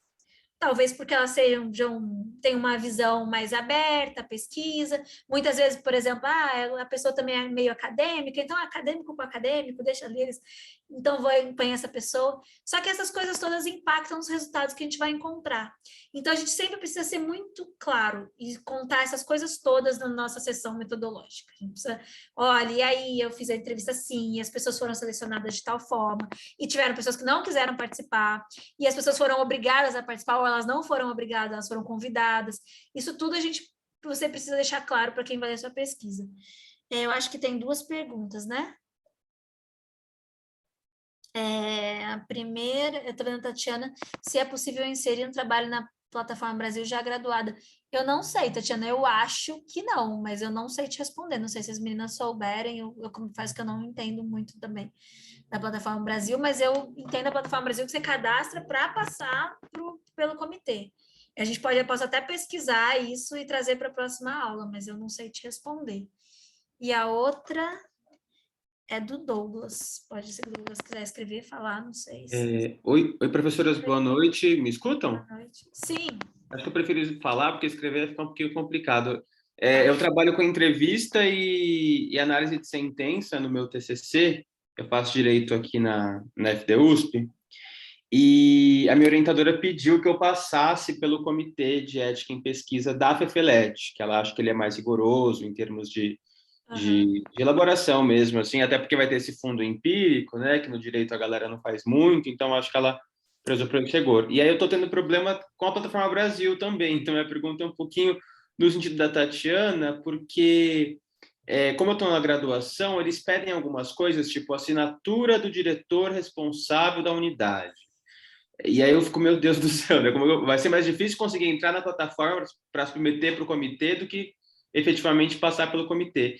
E daí também já aproveitar o tempo e a fala para pedir dicas nesse sentido, assim, em termos de comitê, né? O que faz sentido de apresentação para um comitê de ética em pesquisa e quais propostas podem ser, enfim, barradas com maior facilidade, assim, em termos de pesquisa empírica. Eu, por exemplo, estou trabalhando com infância e juventude, então essa questão de transparência e publicidade dos dados, eu sei que eles vão pegar no pé, porque tem sigilo e etc. Mas eu penso outras matérias, por exemplo, voltadas à sociologia da violência, como facção, né, ou coisas assim, como que isso funcionaria. Obrigado, gente, parabéns pelo curso, está maravilhoso. Já entrei aqui no Connect Papers e descobri uns artigos maravilhosos para o TCC. Obrigado, gente, salvando demais. Acho que eu vou passar para a Tatiana também, aí a gente responde as duas. O que você acha? A Tatiana está com a mão levantada. Boa noite, professoras. É um prazer estar aqui fazendo esse curso. Eu trabalho na Unicasa, que é a Universidade Corporativa, na Fundação Casa, né?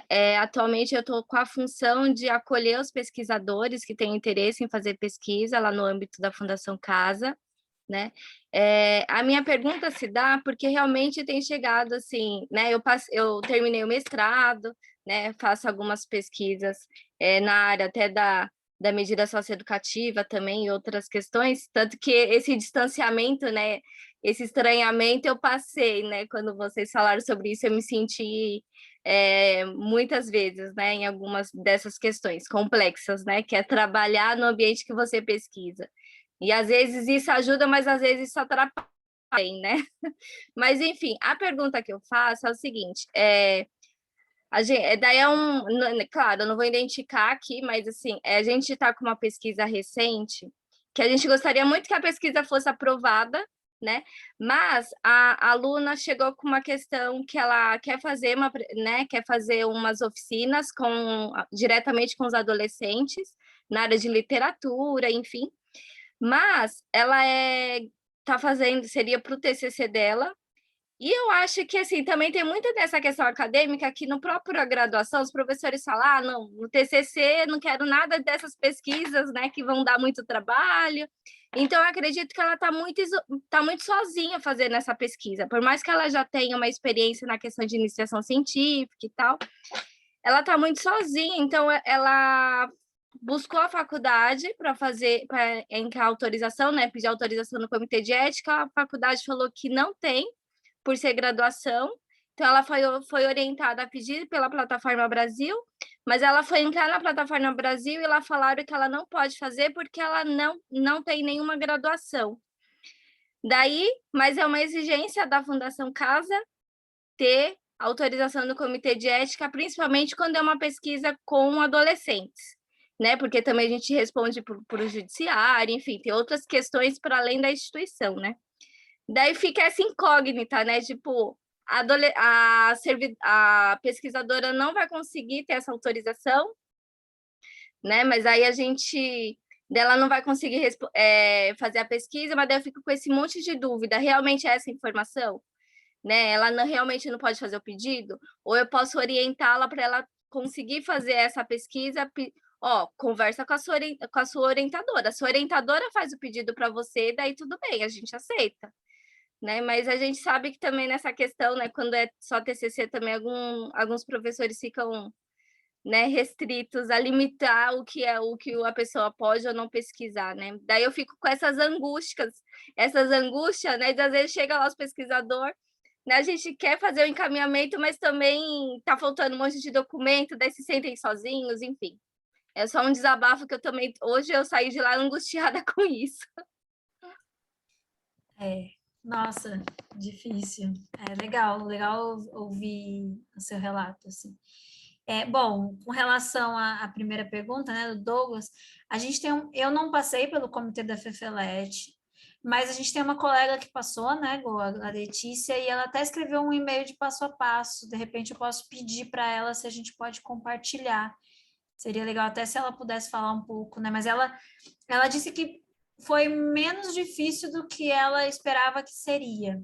Eu não vi em termos de documentação o que ela colocou, eu imagino que seja alguma coisa, né, sobre tratando desses critérios, por exemplo, de respeito ao anonimato, apresentando muito. Acho que você precisa ser muito claro nos objetivos da pesquisa, definir muito delimitadinho o que você vai fazer, tentar ser o mais transparente possível e tentar pensar nas implicações, né? De tipo, como você vai tentar resolver ali as implicações daquela pesquisa naquele grupo. Mas eu acho que a gente pode fazer isso, eu posso conversar com ela e se ela me autorizar, eu posso compartilhar com vocês esse documento aí que explica passo a passo dos trâmites que ela passou lá na FEFELESH. Com relação à Tatiana, é isso, eu nunca passei pela Plataforma Brasil, embora eu saiba que isso precisa, né, cada vez mais a gente precisa se inteirar nesse assunto. Mas eu também fiquei pensando nisso que você depois trouxe como solução, conforme você ia falando, falei, bom, de repente ela poderia entrar como parte de uma pesquisa que fosse encabeçada pela orientadora dela, ou, enfim, por um outro pesquisador que talvez estivesse realizando pesquisa e tal, já que ela não tem essa questão da graduação. Enfim, não sei se a Goi e a Amanda têm algo para acrescentar nesse tema. Não, eu realmente também não passei pela plataforma Brasil, eu sei que ela é chata, complicada, e essas questões burocráticas, infelizmente, eu sei que não tem muita brecha. Então, se pede a assinatura do diretor da unidade, tem que dar um jeito de conseguir. A melhor forma de conseguir essas coisas é com seu orientador ou sua orientadora, porque são eles que têm o contato da direção, do colegiado, enfim, que vão, né, te ajudar a obter esses documentos. Esses documentos eu sei que não tem muito escapatório. Mas aí, enfim, também posso ver com outros colegas que já submeteram projetos para a Plataforma Brasil, e aí a gente vê se tem aí um e-mail como esse da Letícia, ou se tem alguma outra informação que alguém já fez e repassa para vocês, com certeza. Eu acho que a Tatiana levantou a mão de novo. Ou não sei se... de baixar, vou baixar, desculpa. Ah, tá. Mas é isso, esse debate, ele é muito fresco no meio acadêmico em geral, assim, por isso que a gente ainda fica até um pouco perdida, assim, nós mesmos ficamos nos questionando, né, a gente precisa passar, não passa, ou e o que já passou, o que já foi antes, como que fica agora, né, por exemplo, no NEV a gente trabalha numa pesquisa acontecendo há muitos anos, e aí a gente fica, tá, mas vamos passar, a gente, pô, mas não passou até agora, e aí o que a gente faz? Mas, de novo, assim, eu acho que a mensagem principal que a gente quer tirar daqui é que independente de qualquer coisa, nós precisamos entender que a gente tem muita responsabilidade ética com os nossos interlocutores.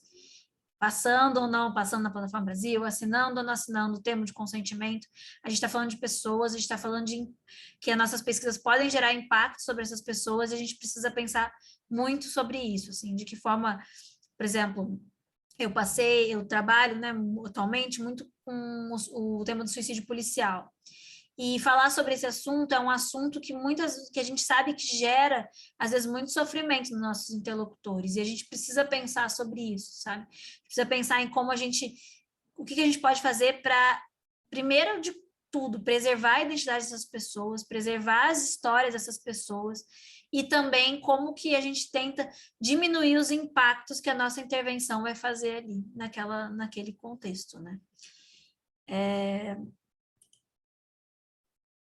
E aí, queria passar para a próxima, Gu, por favor.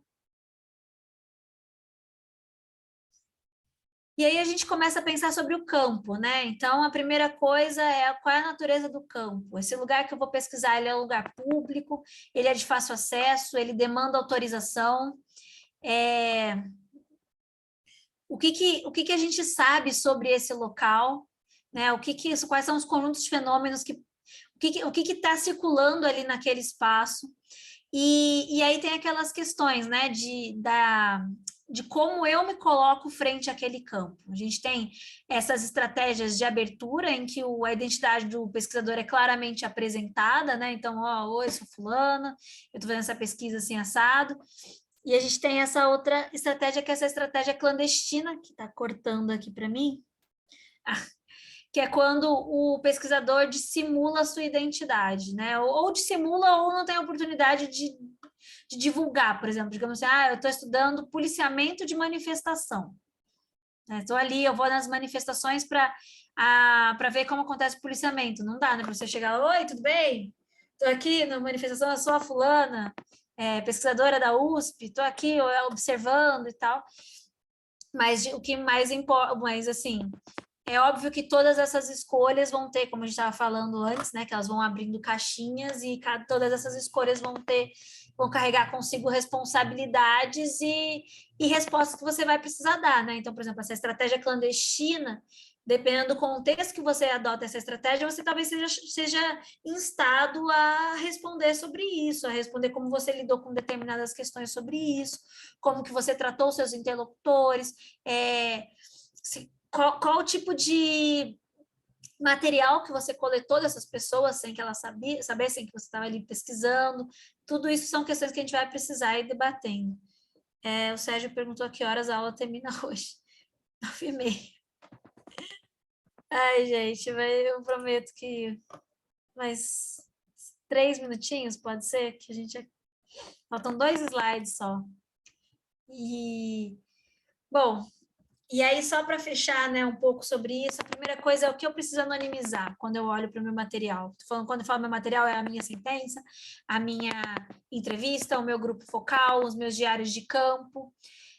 E às vezes a gente pensa assim, é só tirar o nome. Mas não, se você está, por exemplo, você pesquisa num batalhão que só trabalham homens e uma mulher, e você fala, não, só tira o nome. Aí a Joana, que na verdade chamava Letícia, você coloca Joana falou.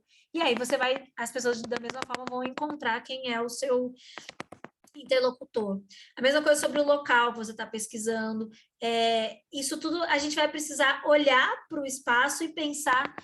O nível de anonimização, ela tem a ver com o nível de possibilidade de que as pessoas descubram do que você está falando e em que medida descobrirem sobre quem é a pessoa, qual é o lugar, qual é o gênero, pode colocar em xeque a segurança dessas pessoas.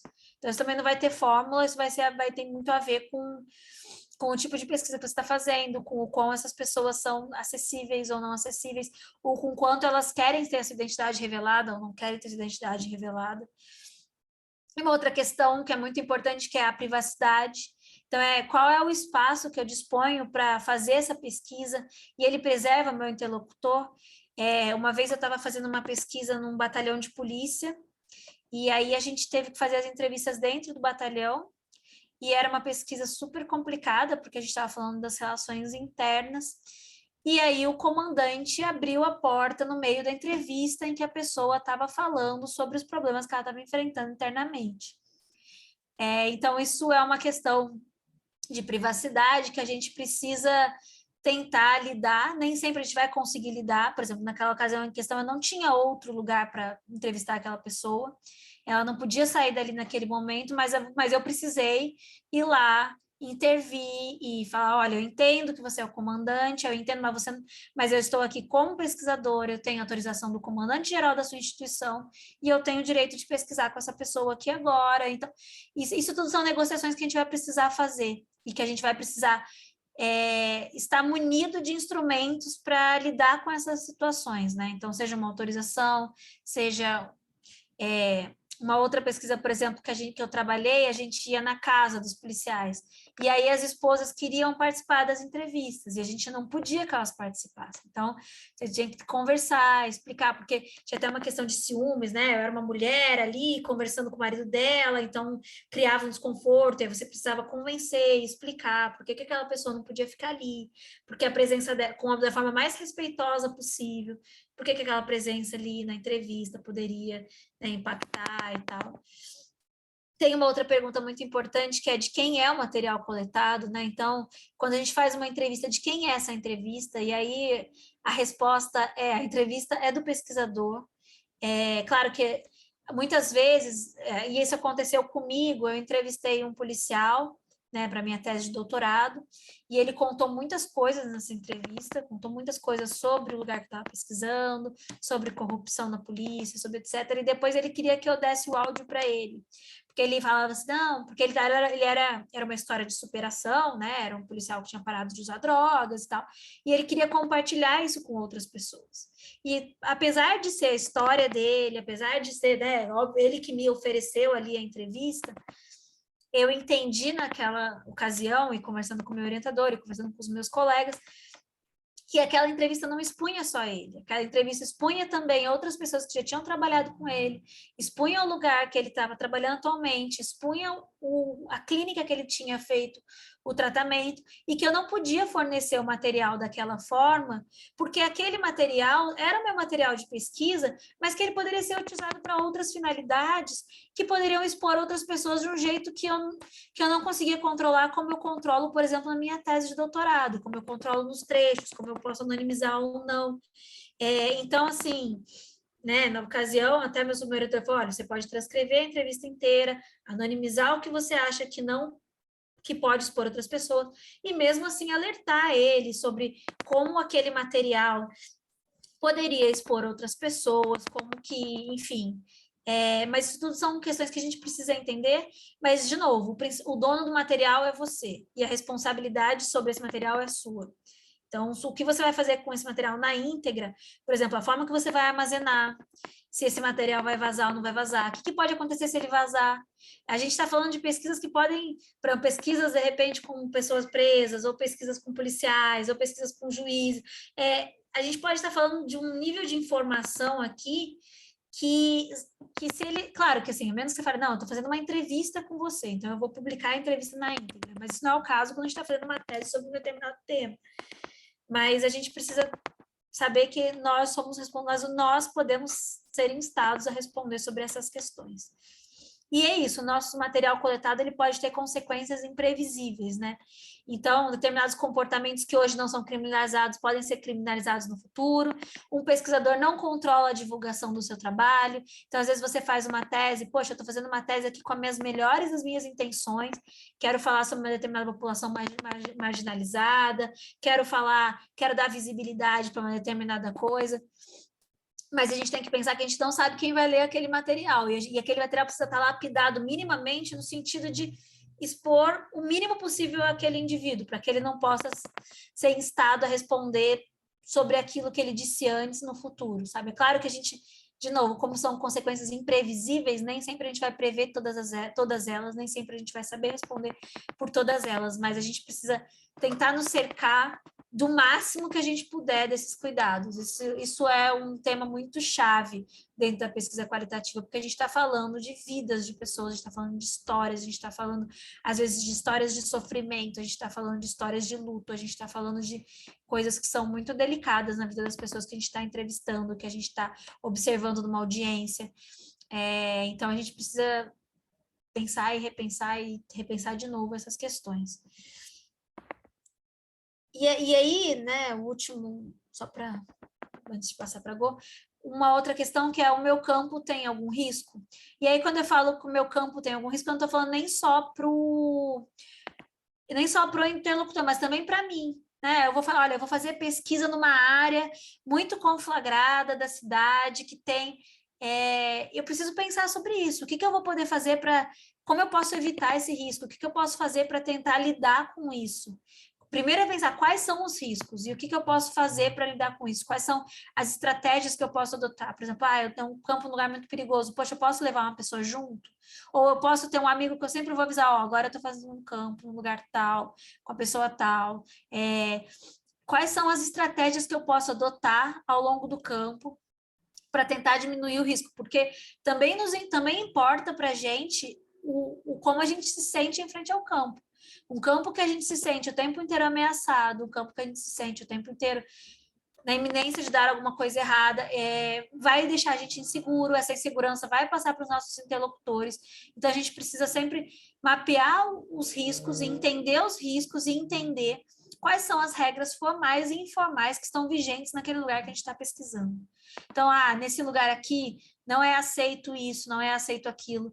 E a gente, como pesquisador, a gente precisa conhecer essas regras minimamente para que a gente consiga estar nesses lugares como pesquisador, nos mantendo em segurança, mas também preservando, né, respeitando ali o que está, enfim, respeitando aquela dinâmica, aquelas interações, todas essas coisas, né? Acho que isso não sei se a Go e a Amanda querem trazer questões sobre isso, mas acho que isso também é muito importante.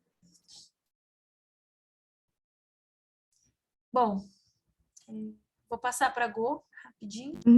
E desculpa, gente, ficou muito corrido esses temas da aula, ficou maior do que a gente estava esperando, mas a gente vai voltar em alguns desses temas nas próximas aulas. Eu queria ter trazido alguns exemplos, eu sei que as meninas também têm exemplos bem importantes sobre isso, mas acho que a gente vai ter oportunidade nos próximos encontros. Muito bom, Fê. Bom, acho que a gente vai encerrando então, pessoal. Quarta-feira a gente retoma de onde paramos. Já convidando, né, todas e todos e todos a estarem aqui na sala virtual às 7h30. Na verdade, acho que a gente precisava de mais tempo, mas, enfim, foi o que deu para a gente organizar na semana. Mas, então, boa noite para todas e todos. Deixa eu ver, tem mensagem aqui. O pessoal dando boa noite. Valeu, e se vocês tiverem dúvidas questões e tal, quiserem mandar também para a gente, né, por e-mail, não sei se todos têm os nossos e-mails, mas a gente está à disposição, tá bom? E as dúvidas, né, que ficou, sobretudo nessas questões do comitê de ética, que é algo também, eu ia comentar, eu também não passei na minha época que eu fiz a pesquisa, eu usei o termo de consentimento, tudo isso, mas a gente sabe que a gente está num momento em que isso tem sido cada vez mais cobrado na área de ciências humanas, né? Então, é super importante porque a gente também aproveita para se atualizar. Beleza? Boa noite, pessoal. Um abraço, um beijo e até mais. Até quarta, gente. Tchau, tchau, gente. Tchau, tchau.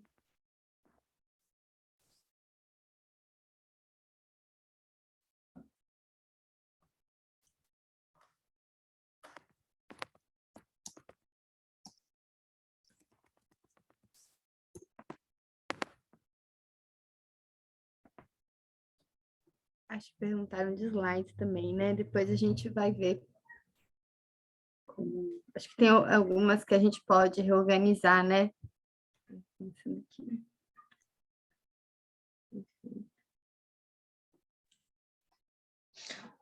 Fê, tira o fone um pouquinho e fala alguma coisa para a gente ver a diferença. Oh, tá me ouvindo? Sim, fica um pouquinho mais baixo, mas esse barulhinho é um barulhinho muito de leve. Eu acho que é um mau contato do teu fio. Às vezes o fio vai quebrando por dentro, é coisa assim. Eu posso tentar com sem fio na quarta-feira, que hoje foi meio corrido aqui, mas eu vou carregar o sem fio, então, para quarta-feira. Se quiser, a gente testa naquela meia horinha antes da aula e tal. Conforme você vai falando, vai fazer um ruidinho muito de leve, sabe? Não atrapalha, a gente consegue entender o que você está falando, mas assim, causa um incômodozinho de leve, sabe? Não, eu posso fazer isso então. Eu tô removendo. Dormiram? Hello? Acabou. Eu só não sei se a gente remover ele, as pessoas não conseguem entrar na quarta, será que não? Deixa eu mandar para a sala. Tá. Manda melhor, né? Ih, já removi um monte. Será que não vou conseguir entrar? Isso é uma experiência etnográfica.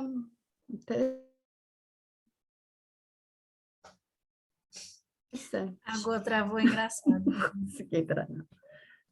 Eu fiquei pensando lá, o que houve?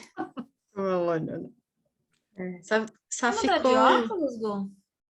Hã? Você mudou de óculos? Então, esse é o que eu uso para computador, que eu não enxergo de perto. Passou dos 40, né? Aqui.